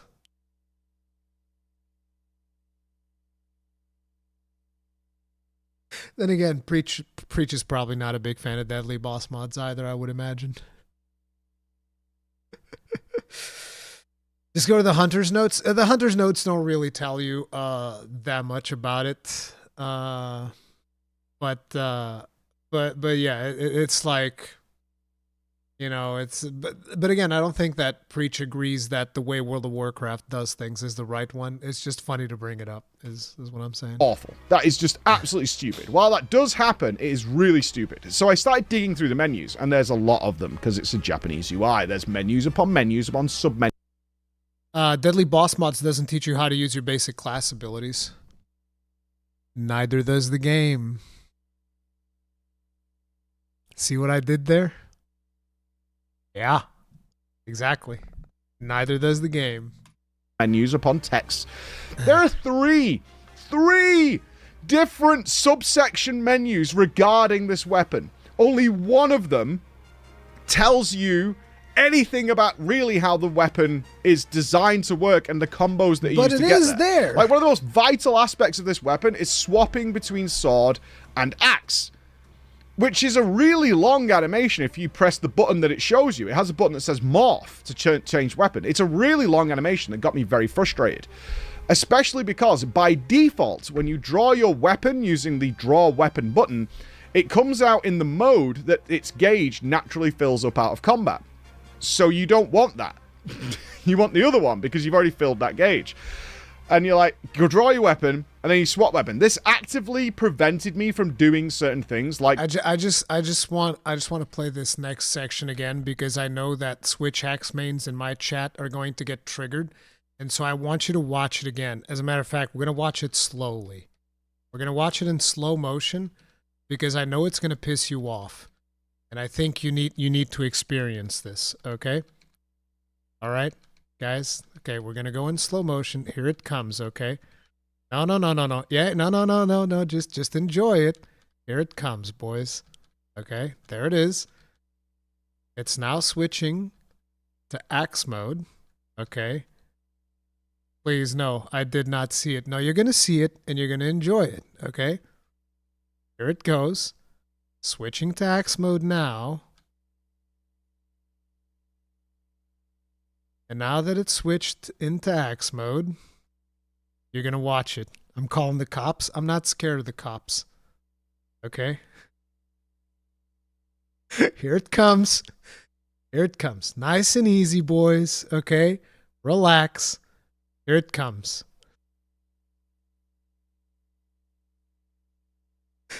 No, Ruri, I'm not enjoying it. No. Here it comes. Oh!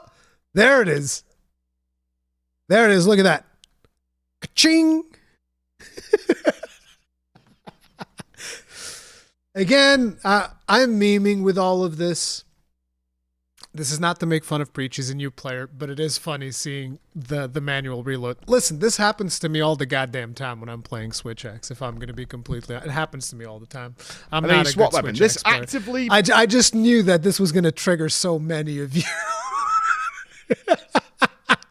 Prevented you I missed. from Can you doing run it certain back? things. Sure. Let me guess. He doesn't like the weapon because of that. If he doesn't like the weapon, he's played it all the way. I think this is what he killed Xenoblade with a switch axe and low rank gear. It's like running in combat on his first try, I might add. Because when you run, you put your weapon away, you sheath it, and then you have to get it back out again. I was like, God damn it, man. I might as well like trundle my ass over there because by the time I get there, I'm going to have to like unsheath my weapon. I'm going to have to swap it over. You can start combat with it in the other mode, but it doesn't tell you that until either you discover it randomly by pressing a different button or by looking into one of the 3 submenus regarding this weapon. Regardless, I did find out at the very end of my gameplay is like, oh, okay, this has like a finisher and a special move when the gauges are full, and you can do combos that actually fast swap the weapon into its different form as part of the combo, so you can do some really good attack chains. That stuff is in the game, and it does tell you where it is. It does tell you how to do it. You've just got to get either lucky. If I wasn't somebody who was a little bit pushy about checking all menus... Okay, I will say, when he said the Japanese UI is a problem, I was talking about the UI as in like, oh, here's your health gauge, here's your map. Like, I think that's fine. The actual menus of Monster Hunter World, yeah, they ain't great. They're not great. They're not. Okay, if he's talking about the menus, that yeah, you know, it is what it is. Yeah, dude. Which I know a lot of people aren't. I would not have found it because I checked 2 before I found the 3rd one, which told me what to do. So a little frustration there, and there's a bit of that. Like, what is affinity? I still don't know. Affinity is critical chance. There. I solved it for you. A lot of players are, well, actually, it's critical chance. Okay, that's what affinity is. It's critical chance. Have a pox to be put on any game that has stats that doesn't have just a little tooltip to explain what that stat is doing. Right? I can even forgive Critical Strike for not having an explanation, but even then I want one, because crit in some games is 1.5 times damage. Crit in other games is 2x damage. I would like to know. I think that in Monster Hunter, it's 1.25 for a critical hit. And then if you get critical boost, you can get it up to 1.4. Am I pushing for double damage or am I pushing for like 1.5 times? I want to know. Like, these are information I think is just vital. What is strength actually doing? Sometimes strength just increases damage. Sometimes it's strength and HP. Sometimes it's strength, HP, and carry weight, or some combination of aforementioned things. A little tooltip that just tells you what they do would be great. So far, I have not found that. The only stat I'm not sure about, and I don't know the relative power of things, is like fire resistances. I have 6 fire resist. Is that good? What does that do? Does it reduce the flat damage? Wait, how do you have 6 fire? Oh, you mean on his armor pieces? Because I was like, you can only go up to 3. Yeah. by 6? I don't know. Doesn't tell me. I know if the number go up, I resist more fire, obviously. But by how much? I don't know. So it's a minor complaint that I can get away with, and in the normal run of things, I don't want people to get down on this. I could Google it and find out, because somebody will have figured this thing out. But I'm looking for the game to tell me, because I think that's a sign of... And see, this is why I like the way that he looks at games, because it's very easy for anyone to Google information. But the way that Preach goes into games, he goes in and it's like, no, the game needs to tell me. And I think that's a very good approach, because the game should tell you a lot of things. Even though we meme on Monster Hunter, I always say it's like, oh, that's where I come in and I tell you guys how some of these things work. And, the content creator community comes around and we talk about stuff and all of that. Yeah, it's good for us. But obviously, like I've always stated, the Venn diagram of people that play Monster Hunter, right? You have the... Am I going to bring out paint? I can bring it. So it's like you have the Venn diagram of people that play Monster Hunter, right? And then out of this number of people that play Monster Hunter, these would be the people that look up YouTube videos. And then out of this one, these would be the people that look up weapon tutorials. Okay? Give or take. All right? This is about the way that it goes. And this is something that a lot of people don't believe. They think that no, clearly everybody that plays Monster Hunter looks at videos. No, that's not the case at all. It's a very small minority. Good game design. On the other hand, let's get into the actual game. Holy God, am I having fun with this. This tickles a lot of the things that are me of gaming, which is my stubbornness, my willingness to not be overpowered. I do not like being overpowered. It's one of the issues that I have when I play Warframe sometimes, is that I will come up against a fight that can just one-bang me very easily, to the point that I do so little damage that I run out of ammo and I kind of become useless. And I'm figuring out ways to avoid this and to maximize my damage, and really sort of using my mythic raiding background to nail down how we overcome this. And sometimes you just can't. And then you'll be like, oh, well, I'll swap to my other frame, because I just literally don't have enough power and I don't really want to go away and just level up and come back. And then you squash the enemy into the ground, in 2 hits. And you're like, oh, okay. All the fun of overcoming the challenge was taken away from me. And so I have this, and it's happened many times, is I will fight a monster. It could be anything from a Souls-like, or it could be something even in an FF open world, where the natural, correct, I would say, move is to, you're not powerful enough, go away and get more powerful. However, if I feel like it's doable with correct gameplay, like FF10 versus Omega would be a wonderful thing, where we came up with some bizarre, summon sacrifice strats in order to get around certain things, which shouldn't have been doable at our party level, and we win. That's a wonderful feeling for me. I live in games for that experience, and this game has that coming for me. I'm very, very sure that is coming. I had a little glimpse of it yesterday. So I killed various monsters that gradually worked up, and I started to learn what the game was telling me. And the game was telling me very clearly is once you defeat some new monster, a new tier of monster, so I think I'm on tier 4 or 5 now, you unlock a whole new armor set. And there's bonuses, and there's some set bonuses, but the way the bonuses work is you kind of want the bonus from other... if you want to, say, increase DPS, so it's attack up, you want attack up on one item, but you kind of want attack up on another item, and then those two will combine up to give you attack 2, level 2, but you need it on different items. So I really like the aspect is you're not pigeonholed into a full 5-piece. There's 5 pieces of armor. The set bonus isn't 5-piece. I've unlocked a tier that's giving me actual set bonuses. It's 3 out of 5 is what you want to gain the extra bonus of the set bonus, but you still can put in 2 other pieces that suit your gameplay style. And what I'm already seeing, I fought an enemy called a Batroth or Batro, something like that. And this was easily the hardest enemy I fought this day, even though I technically beat a harder enemy later. I'm assuming. Which is what he's showing. I was not clear on how to figure this out. In fact, this was a good mechanics experience for me of learning it, because there are weak points in a similar vein to Shadow of the Colossus, as the enemies have weak points and stuff. But you can also create your own.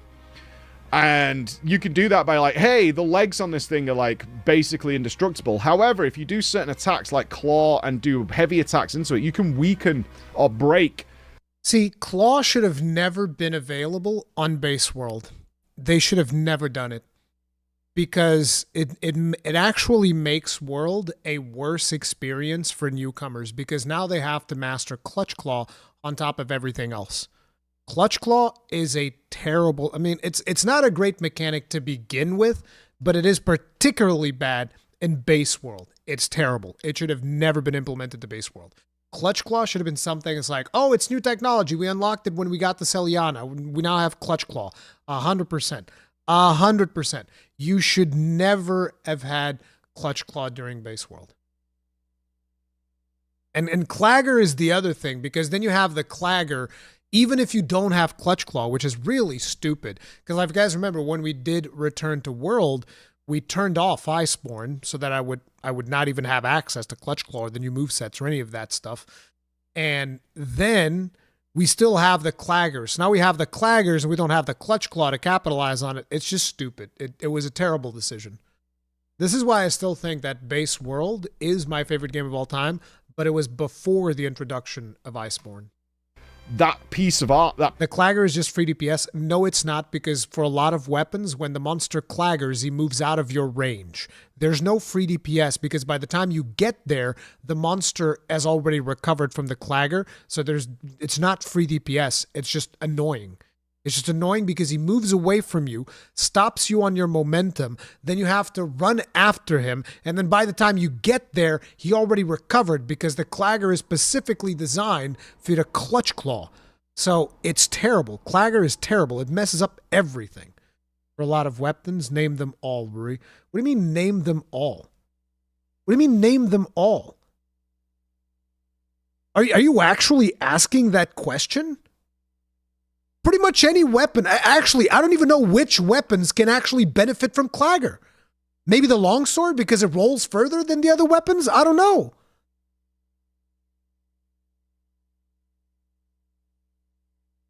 This is like, what are we talking about? Obviously. Oh yeah, ranged weapons. I guess ranged weapons get free DPS. That's it. Bow guns don't get affected by DPS. Yeah, you're right. Bow and bow guns. For them, it's free DPS, sure. Any DPS weapon benefits from Clagger? Absolutely not. With the gun lance, the monster is out of your reach and you can't get to him. With the hammer, since if you're not using clutch claw, by the way, we're talking about Clagger without clutch claw. You guys need to understand that part.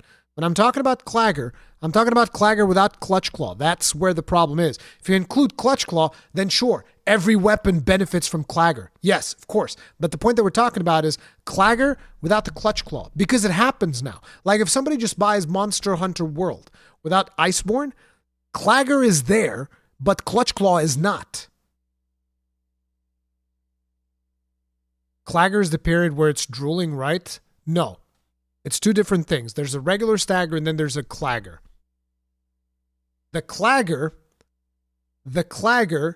is when the monster staggers but drifts away. A regular stagger, he just stands there and drools right in front of you. A Clagger, he'll like stumble away from you a little bit and then stands there and drools for a little bit.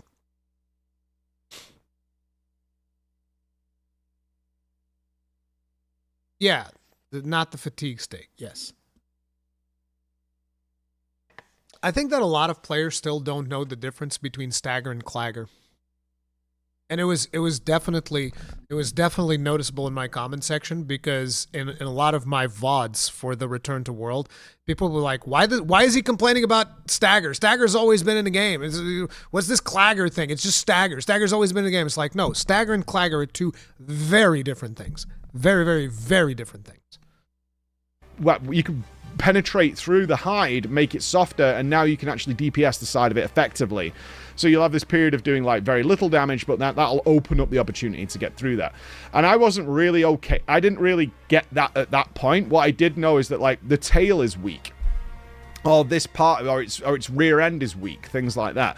And so I was always positioning to get into those angles, but then maybe I cut the tail off, And now that is really inaccessible as a DPS point, because the tail obviously is a much bigger hitbox than, like, no tail. Even though technically it's still a weak spot where the stump is, it's very, very hard to DPS that. And this one I really couldn't figure out, and it had me fighting in very deep water, which drained stamina and was really slow. However, I realized after I killed a fish just out of memes, there was like some fish swimming around, so I killed them, is that unlocked an armor set that's like, hey, the boots on this, or the legs, prevent you from being slowed. See, that's a fantastic moment right there. When he killed probably a Gajau, I would imagine, and then he made the Gajau set, and the Gajau set probably has water. What's it called? I forget what the name of the skill is, but the one skill that makes it so that you don't get staggered for being on water. That's a really cool discovery moment, which shows you really good game design. See, right there? Organic gameplay moment, exactly. I was like, that's what I should do. I should go and kill the fish. I should get these boots, and then I'm no longer slowed, and that'll make me much more able to deal with this charging, pooping enemy. I will say that it's been so fun, and I'm working on... I'm not using my environment at all. I'm very much still treating it like a Souls-like, and I know that's incorrect, because there's all sorts of environmental things that I'm probably scratching the surface of, and I love this, to make you better at what you're doing. So there are like paralysis toads, and if you shoot these toads, they let off a big bubble of electricity that'll stun things, including you and the boss. Oh, is he going to show the rock track? I hate this grapple.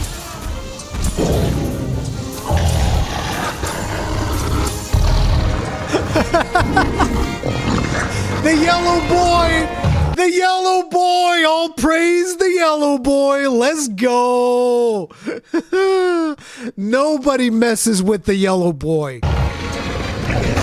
All the big enemy, and you can wail away on it. There is a slinger, which is like a little slingshot thing, and that allows you to like flashbang enemies and stun them for a really long time. And I was like, I only used it once throughout the whole day, and I was like, oh.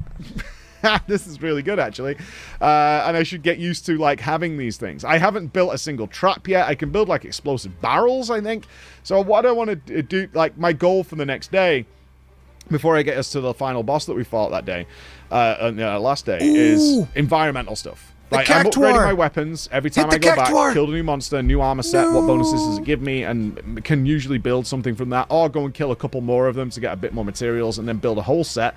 Or do I, but I want to work on the environmental stuff, I want to look at traps, I want to look at all these kinds of things, because they keep sending me to the provisioner, and I haven't bought a single thing from him. I'm like, I don't know, do I want nets and stuff, and I'm capturing, there's some side stuff, there's fishing, which I haven't touched, and there's capturing little monsters, which I haven't done yet either, and then it's like, you can release them in your house, and I was like, okay, I caught the little cacto, bro, and I haven't done anything with that yet. I don't know what I'm supposed to do with it, so I'm going to like figure that out as well. There's all these elements I haven't touched yet after the first sort of like 7 hours of gameplay.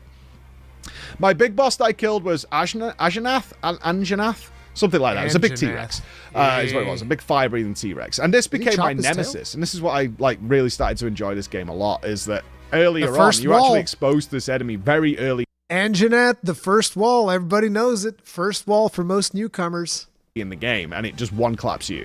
If you touch it, it just kills you flat out, and you're like, oh, okay, this is for later on. Shockingly, it was only like 3 quests later, it was like, and now we need to kill Anjanath, and I was like, whoa, okay, we're going in.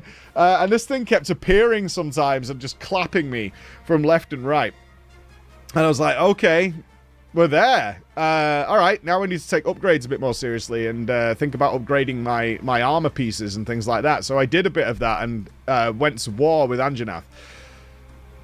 Did reveal some things I was very interested about. So when I went to fight Anjanath, Anjanath actually aggroed another big enemy of the zone and got into a turf war. And I was like, this is awesome. These two are going to like whittle each other's HP down. This is great. This is really, really what I want to see. This helps me out massively, because I can kind of come in and snack the ends, or it'll just at least reduce its HP, so I have to do less. And they just given me one of their special items, the ghillie suit. Oh, he chopped his tail! Bro, that must have been a magical moment when he chopped Anjanath's tail. It's like, yeah! That's right! Camouflage, obviously, if you play Call of Duty, or you have any familiarity with what a ghillie suit is. And I used it, and it made every one of the monsters just, like, forget that anything existed. And they just started sniffing. They just started sniffing around. I was like, wait a minute, why? I'm invisible. Why are they not carrying on their fight? And it seems like the mechanic of the game is like, once you disappear, like all the enemies just go neutral again.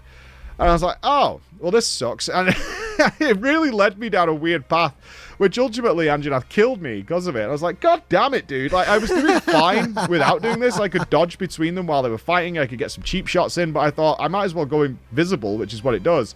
It's basically vanish if you play World of Warcraft, and let them fight it out. That's not what happens. So I was like, oh, Jesus Christ. Well, this sucks. All right. Well, lesson learned, I suppose. Lesson learned, and we'll get on with that. But the actual fight I had with Anjanath, I know, and it's kind of interesting when you're playing these games, is you know you've done them incorrectly. Because this fight took like 30 minutes. I did kill it, but it took me like 30 minutes of constantly having to chase it down, dodging things that could still one-shot me. Like its fireball was still a straight one-shot, so I had to be very careful and use the environment and trees. Now, I knew, I was looking around going, I could use a paralysis toad here, I could probably blind this thing. I was still getting to grips with how to use the weapon properly, I still wasn't. All these kind of things were happening. I was like, I know I'm doing this incorrectly, but I am winning. I'm not dying, and I am getting its HP. That's all that matters. That's literally all that matters. You know that today when I was in his stream, I noticed that he was looking over and he was talking about, oh, there's this divine blessing thing. I really want to get it. And I already know, I know there's going to be some elitist gatekeeper piece of trash that's going to go up and be like, well, you didn't really beat the game if you used divine blessing. And if that happens, bro, I'm making a video on it. I'll be like, fuck these people. Divine blessing is a goddamn skill. Shut your goddamn trap, bro. You shut your filthy trap. That's be lower. It might only be in like 6s and 7s. I did cut its tail off and did massive damage there. But then I was left in the scenario I just talked about. It's like I can't attack the head, which is a weak spot. And everything else is like doing 0 damage. So I was like trying to attack the stump, which was a weak spot, but it was very ineffective. And I was like, I'm not sure what to do here. And I was really struggling with it until it kept running away from me. It kept fleeing. And I was still getting used to like clawing it or making it's that people's sharpness that's getting you, Mike. It's that people's sharpness, brother. Although you can kind of get away with people's sharpness a little bit because does switch axe in blade mode. It's got natural mind's eye, right? You can get away with mind's eye without even with bad sharpness. You can get away with it, right? Get limp or something like that, which slows it down. And it bumped into a Rathalos, a big dragon thing that then went at it, and I was like, oh my god, like this is dangerous, because I was on the quest to kill Anjanath. I was like, this thing's just going to kill me, because it's clearly way stronger than Anjanath itself. And them two got in a fight, in which this thing just battered Anjanath for, I think it was 700 damage. It just nailed it, and Anjanath immediately went to, I guess, its death moment for the story, because it was a story-based quest, so it's like, it's got to die over here, I think. I think this is what happened. So Anjanath just left. He thinks that Anjanath's death moment is scripted. But the Rathalos goes, right, I'm going to kill you now. And I was like, oh, Jesus Christ, because this dragon started chasing me through the woods, and I used my ghillie suit, and I was like, okay, I'm going to, like, try and hide, but Listen to the excitement in his voice, like, you love to see it, man. You fucking love to see it. Anjanath can smell you seemingly from miles away. Rathalos. And so I'm sneaking around in the woods, and Rathalos is just right on top of me going, I know you're here. I was like, I can't do anything. I can't do anything. If I come out of this, I'm just going to die immediately. And then I found Anjanath, who had, like, gone to sleep. And I'm not sure if the monsters are regenerating. He thinks the MSQ is scripted? But I found him, and he was on, like, this, I guess, breakable there are surface. Scripted moments. But it just bugged out. The ending was a calamity. It, like, bugged out, it fell through the floor, but I didn't, and then... This is not a bug. He's supposed to go through that. And I tried to jump on it and do all... It was just a mess of this bouncy castle type flooring thing. At the end of the day, this like leafy structure, and I fell through it, and I was like, "This is a really..." There is a video for the egg quest. You're asking about egg quest. He does have one. I'm not going to watch it, but there. Yeah, see, he's bad at this, and there's the egg right there. So there is, and there's also one for Basel. Apparently, like look at that. It's a video for Basel. I kind of want to watch the Basel video, but I want to see if I speak with him first, though. Anticlimactic end of this is now I've ended up like with a bugged out camera, all sorts of weird stuff, and this was my nemesis. This is my one-on-one nemesis. However, I do know I probably should have killed this thing like way earlier. way earlier. There you go. But right now I have a ton of questions after day one, and my audience, my live audience, has requested another day of blind gameplay because they're having fun. Of course. And I'm gonna focus. Of course, everybody wants blind gameplay. That's the most fun part. That's the most fun part of Monster Hunter, dude. On environmental stuff and try and utilize it, because I think I can like claw various things in the environment to stun them and like think more about like trying to drag an enemy towards some sort of environmental situation, something along those lines, and try and maybe build some gunpowder barrels and see if I can just blow an enemy up. Maybe that breaks a lot of the armor that's surrounding them. I want to kill a couple of the older enemies and just get better with the weapon and a bit more like combat in an enemy I'm used to. All those kinds of things before we push forward, because the next quest the game has given me is literally to kill a mountain monster. It seems a little wrong. Capture a mountain monster, which also happens to be an elder dragon, and everybody knows you can't capture elder dragon. So that was a big mistake from the not the admiral, what's the name of the other guy, the commander, forget, the first commander, whatever. Yeah, that was a big mistake from him. Everybody knows you don't capture an elder dragon. Okay, doesn't happen. A little soon for that. Seems a little soon. It's like it's the monster from the opening scene that like crashes on the island. So that's where we're going next. I will let you know how that goes tomorrow. But so everyone knows that, yet you still try capturing Kieran. I don't remember this. You need to show me proof. Fast, big thumbs up. Enjoying the hell out of it. So we'll see where we go. Thanks for watching, guys, and I'll catch you up tomorrow. Bye. So if you guys enjoyed that, there's like a whole series on his channel, The Daily Preach. I'm going to link you guys the channel itself. And in here, he has a whole series on this, and you guys can watch the whole thing. So as you guys can see, the one that we watched was first time playing. Then there's the he's bad at this with the egg quest. And then there's one against Diablos, which, according to the meme, which is Doctor Strange going, Dormammu, I've come to bargain. I would imagine he died a bunch of times to Diablo. And then there's one with Basel Goose. And then there's the Zinnerjiva one as well. So there's a bunch of Monster Hunter content on here. First experiences and stuff, and I would highly recommend. There's the link right there in chat for you guys to check it out. I think he's mistaken you for someone else in your multiplayer who playfully set down a trap for Kieran. Sure. But yeah, like I said, I kind of want to watch all of these, but at the same time, I want to go in fresh into a conversation with Preach. So we'll see if I can set up a cast. I have sent out the invitation, and I think it should happen. It's just a matter of scheduling, because right now, like I told you guys, I'm having all of these situations with health because I'm hurt. And the problems with my kid. So it's just like scheduling is going to be really scuffed for the next couple of weeks. And I need to get a bunch of stuff sorted out so that February is clear. So that's the situation with that right now. But I do want to schedule something with Preach, and we'll see if we're able to do that, if Preach is interested or not.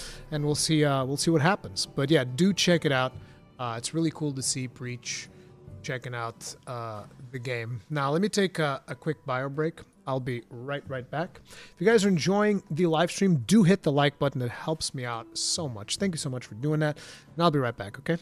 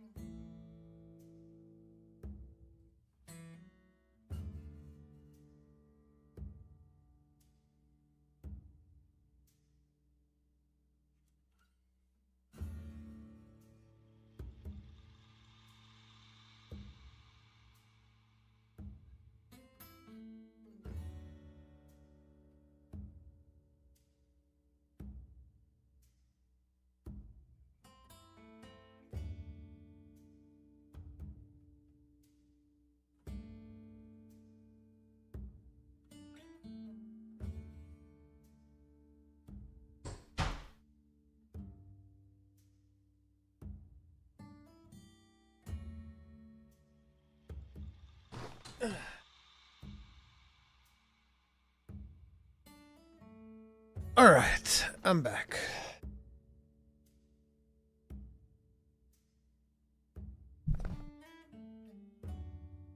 Do, do, do, do, do.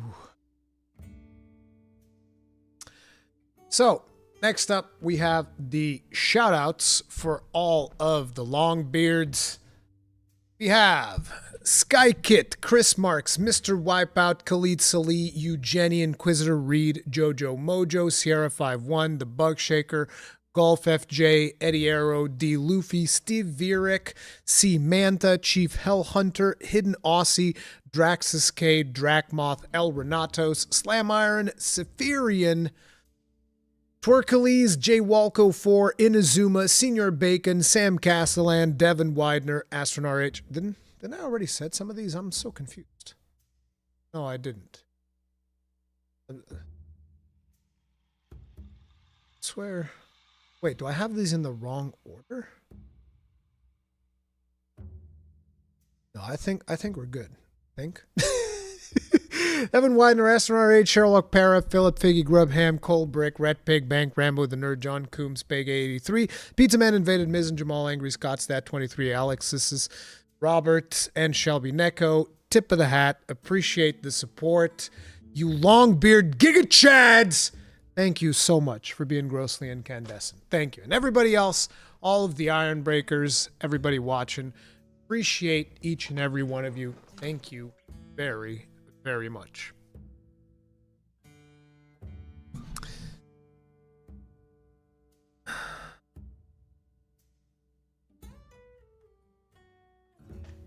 Specifically remember him getting carded by a Vespoid? I mean, of course. Who doesn't get carded? Hey, Devin. Who doesn't get carded by Vespoids? Let's be real. So, I have a couple of news articles, but I'm going to have to leave soon. Like I told you guys today, I have to go take care of some stuff with my kid. Need to spend some alone time with him, see if I can figure out what's really messing with his head. Yeah, so, number one, Baldur's Gate 3 Larian Studios is now putting its full attention on the next game, and they're going on a media blackout for the foreseeable future. Last week, Larian boss Sven Vinkit tweeted briefly to reflect on the studio's journey so far, which has seen Baldur's Gate 3 receive tremendous critical and commercial success, but the story ain't over yet. Got me all nostalgic, really been an incredible journey so far, but the story ain't over yet. Stay tuned, going to try and skip the Dark Night of the Soul moment, though, if you don't mind. As a follow-up statement issued to Video Gamer Larian instead, Sven and the team's full attention is focused on crafting their next title, with Larian moving to a media blackout. We know more about what Larian's next game isn't than what it is. We know it's not a sequel to Baldur's Gate 3, nor a D&D game of any kind. Rather, it's a brand new game, something Larian is keen to move on after trying and failing to spark enthusiasm internally for a Baldur's Gate follow-up. November 2023, Vink spoke in vague terms about the studio's next project. Wish I could tell about our next big game, but it's really encouraging. I hope that they do something sci-fi. I think that'd be cool. Because, you know, they've done a lot of really good stuff in fantasy. I want to see something more sci-fi. You know? I want to see Larian Studios tackle some type of CRPG in a sci-fi setting. I think that'd be fantastic. That's what I'd like to know. You know? We'll see if they pull through with that or not. But that is going to be pretty cool. Hope your son's alright, Brie. Yeah. He's struggling. He's struggling, and I need to figure that stuff out. So then we have Assassin's Creed Shadows release delayed to March as Ubisoft's board consider a company sale. And I'm just like, oh no, I'm so sad for Ubisoft. Oh no, they're delaying Assassin's Creed Shadow again. Oh no. Wah. Honestly, Assassin's Creed Shadows never really stood a chance at releasing in February. It was going to get absolutely mauled by Monster Hunter. Let's just be completely real. It was going to get mauled.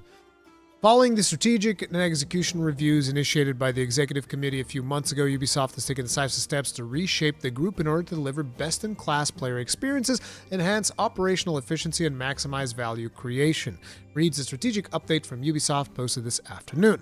Now, if you guys remember, when Ubisoft announced the last delay before this one for Assassin's Creed Shadows. One of the things that they've stated is like, we're going to be way more pro-consumer. You're going to get all of the content. There's not going to be any of this season pass bullshit, nickel and diming that we've been doing with all of our other games. What did I tell you guys back then? I think I said something like, too little, too late. I don't trust you. I'm never going to trust you again. And guess what? I was once again proven right. Because even though what they're saying in this first section sounds real nice, doesn't it? It sounds like, oh, you know, they're trying to strategize around, they're trying to build value for players. Listen to the next part.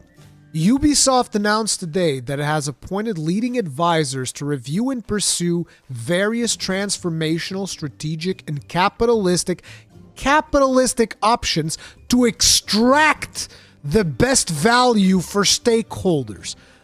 Let me assure you, okay? In Ubisoft's mind, these are two things that are directly antagonistic to each other. So the whole thing about providing value to players and extracting value to stakeholders, these are two absolutely different things, okay?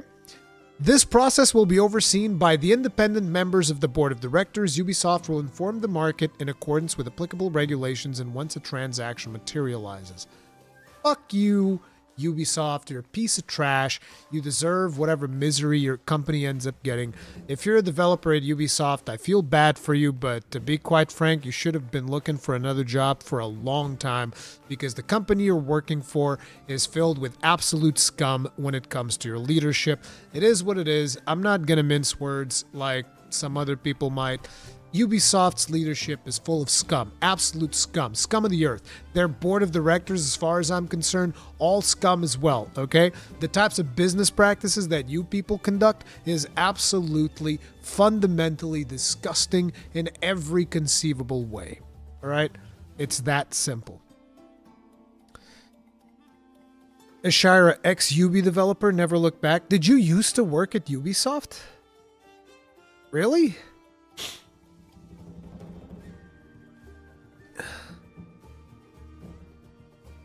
Mind if I ask you what games you worked on?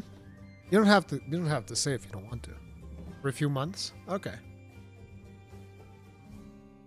Interesting. Because it's like, I don't think that the developers at Ubisoft are the problem. It's their leadership that's full of scum. I got a friend that works at Ubisoft right now.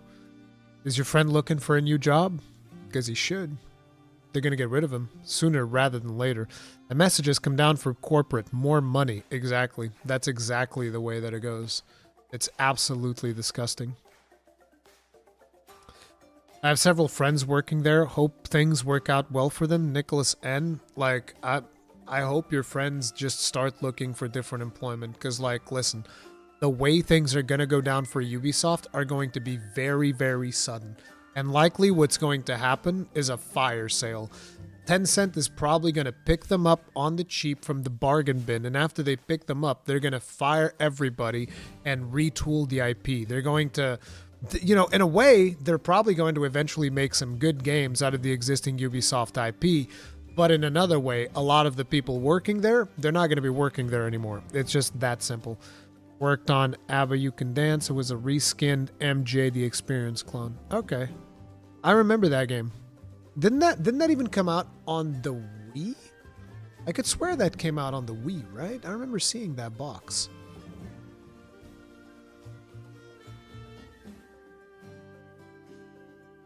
Yeah, there it is. So, this one. Yeah, see? And I have a bad memory. That's impressive how I was able to instantly pull that up. I do remember seeing that, like, back when, I think that this would usually be on sale on game stores, as in, you know, the brand game.co.uk game. We used to have stores for game in Portugal. I don't know if we still have them. A lot of the ones that I knew of have closed down, but that's where I remember seeing that one. Yep. Never even got my free copy of the game. Holy shit. That's fucking evil. Ubisoft gets a lot of tax breaks for having studios here in the province of Quebec. Yeah, bet. So next up,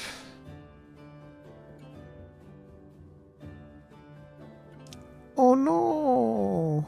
Oh no. Destiny 2 has lost 90% of its Steam players in 7 months, despite tons of content. Destiny 2 has now lost nearly 90% of its Steam players since its near record high Final Shape launch that brought in 314,000 concurrent players for its June launch. This past December, that peak was just 33,000 players, an 89.5% loss. The main problem is that Destiny 2 is not exactly dry in terms of volume of its content it's producing. There's certainly some amount of controversy for its episode format more generally, but over the past 7 months, we've seen Episode 1, Breach Executable, the initial 3-player activity on Nessus, Episode 1, Enigma Protocol, Race Against the Clock, and the Vex Network, Echo Battlegrounds, which were far more involved than normal Battlegrounds and were effectively 3 new strikes. The Encore Exotic mission goes on and on and on. This is not nothing content. This is a game that at one point was making an entire seasonal activity out of one public event. To me, this is almost worse because the rationale that there's just not enough content being made is not the issue. The problem is the why of the content is not there. Most players are just not content simply farming new slates of weapons 5% better than the existing ones if they're better at all. To me, I'm happy either way. Burn, Bungie, burn. Bungie and Ubisoft need to burn to the ground. That's my view. Like, listen, I've been reasonable in the past. I've been like, oh, I hope for a redemption story. Oh, it'd be so great if you could just like wake up and experience a redemption arc. This would be fantastic. I give up now, bro. I give up. Ruri, professional Destiny 2 hater Khan. I don't even hate Destiny 2. I just hate Bungie. I think that these people are very much like Ubisoft. Their business practices are the business practices of absolute scum. It's just that simple. And I think I'm happy that a lot of gamers are apparently waking up to the fact that they've been getting fucking fleeced. They've been getting absolutely fleeced. It was really cool how they stole the 200 pounds of content I bought, says Mr. Tummy Giggles. Yeah, exactly. No more redemption arcs. Companies need to wake up. No. No, this company doesn't need to wake up. This company needs to be purged. They need a nice, old-fashioned purging. Get rid of them. Gone. Forever. Goodbye. So sad, won't be missed. Rest in piss, won't be missed. It's too bad, so sad. As long as the devs got to go use their talent for a better place. Yeah. I mean, but it's like, yeah, these are just companies that they just got to go. They just got to go because they're unsustainable. They don't give a fuck about their developers. It's just greed incarnate, both of them. Bungie and Ubisoft, absolute greed incarnate. And there's more, obviously. It's just these are two of the most egregious ones in my book in recent memory. Now, for the final bit of news that we're going to be tackling, because I do need to get going, Final Fantasy XIV is threatening to drop below 1 million active players. There was a big mess up at Final Fantasy XIV, in my opinion. Now, I understand that battle content, people are actually quite happy with battle content. This is what I'm told. In terms of like raids and alliance raids and all that stuff, people are like, oh no, the content's really great. The problem is, story was terrible. Like, I'm sorry, it is what it is. Dawn Trail's story execution is atrocious. Don't like it. Don't like it at all. Really did not like Dawn Trail. I wasn't able to finish it. It was the first expansion that I straight up wasn't able to finish. I'm like, I can't finish this. It is that bad. It was so bad, I can't finish it. Okay? So, yeah, that's a serious problem. Because what ends up happening with Final Fantasy XIV, right? And this is something that I've noticed, I guess for kind of like, not really for the first time. I always kind of felt this way, but the story just hard carried the game, right? What happens is a lot of its leveling content is quite simply not engaging, okay? 99% of the leveling content you can do by pressing one button, which is stupid when you consider the complexity of rotations that you have in Final Fantasy XIV, depending on the class that you're playing, okay? And I'm playing tanks, which have some of the easier rotations of the game, right? So if you look at the way that it works, you know, you're supposed to like, okay, you have your 1-2-3 combo, then you have your 1-2-3 AoE combo, then you have like your cooldowns and all of these things you're supposed to be doing while you're engaged in combat.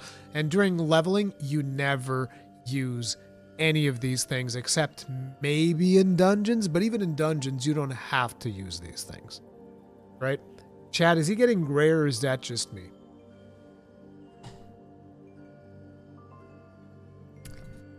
Really? Really, Fighting Cowboy? You're gonna come in here and just drop this bomb like this, man? That's Fighting Cowboy is the one who was correct. Like, I remember talking to Fighting Cowboy about this, and I was like, oh man, I'm so excited for Dawn Trail. And Fighting Cowboy telling me, nah man, my Warrior of Light hung his boots at the end of Endwalker. I wish I had done the same. I really do. I wish that I had never have even tried Dawn Trail. Cowboy was 100% correct. I was 100% wrong. It was that bad. But yeah, so it's like, I think that the post-game combat stuff is good, according to what people have been telling me. But like, the leveling has never really been that engaging. And once the story faltered, and I was really not motivated by the story at all, I was like, I mean, what am I going to do? I'm gonna press X for another 5 levels of leveling up? I mean, come on. Yeah, Mr. Tummy Giggles also told me it looked like shit. Yep.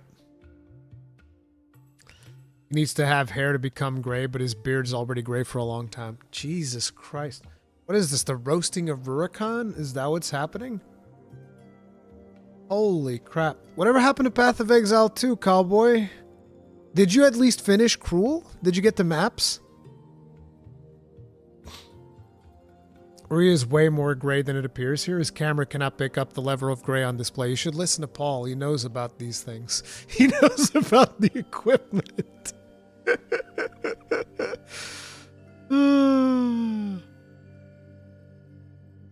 No, by the way, I'm not making fun. I'm genuinely curious because we haven't caught up since we last spoke about Path of Exile. I'm just curious. So you dropped it?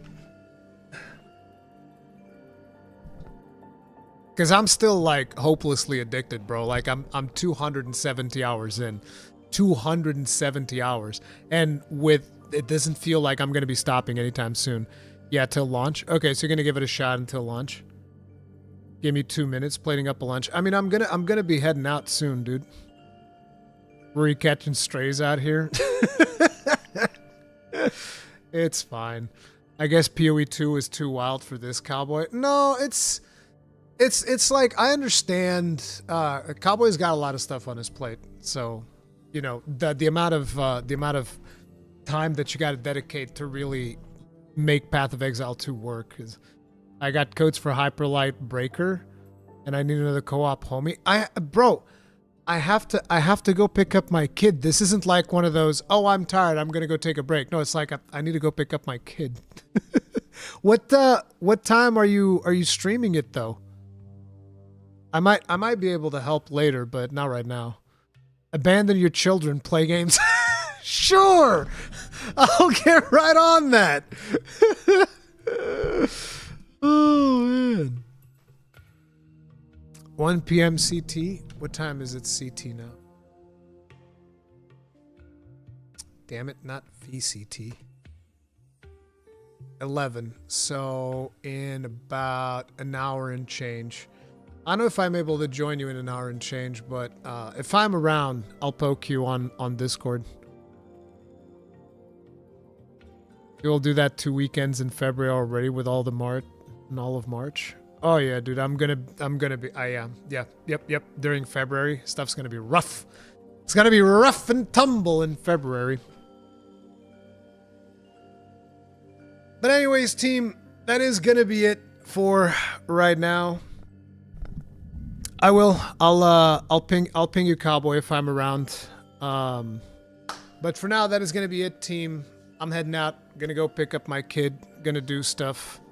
And I'll see you guys later. If you guys enjoyed the stream, hit the like button, subscribe, bell notification icon, all of that jazz. And make sure to check out Fighting Cowboy's stream later because he's going to be playing some cool stuff. I will link you guys. Make sure to check out his live stream later for some Hyperlight Breaker. I'm out of here. Chat, love you. See you guys later. Stay strong, stay safe. Peace out.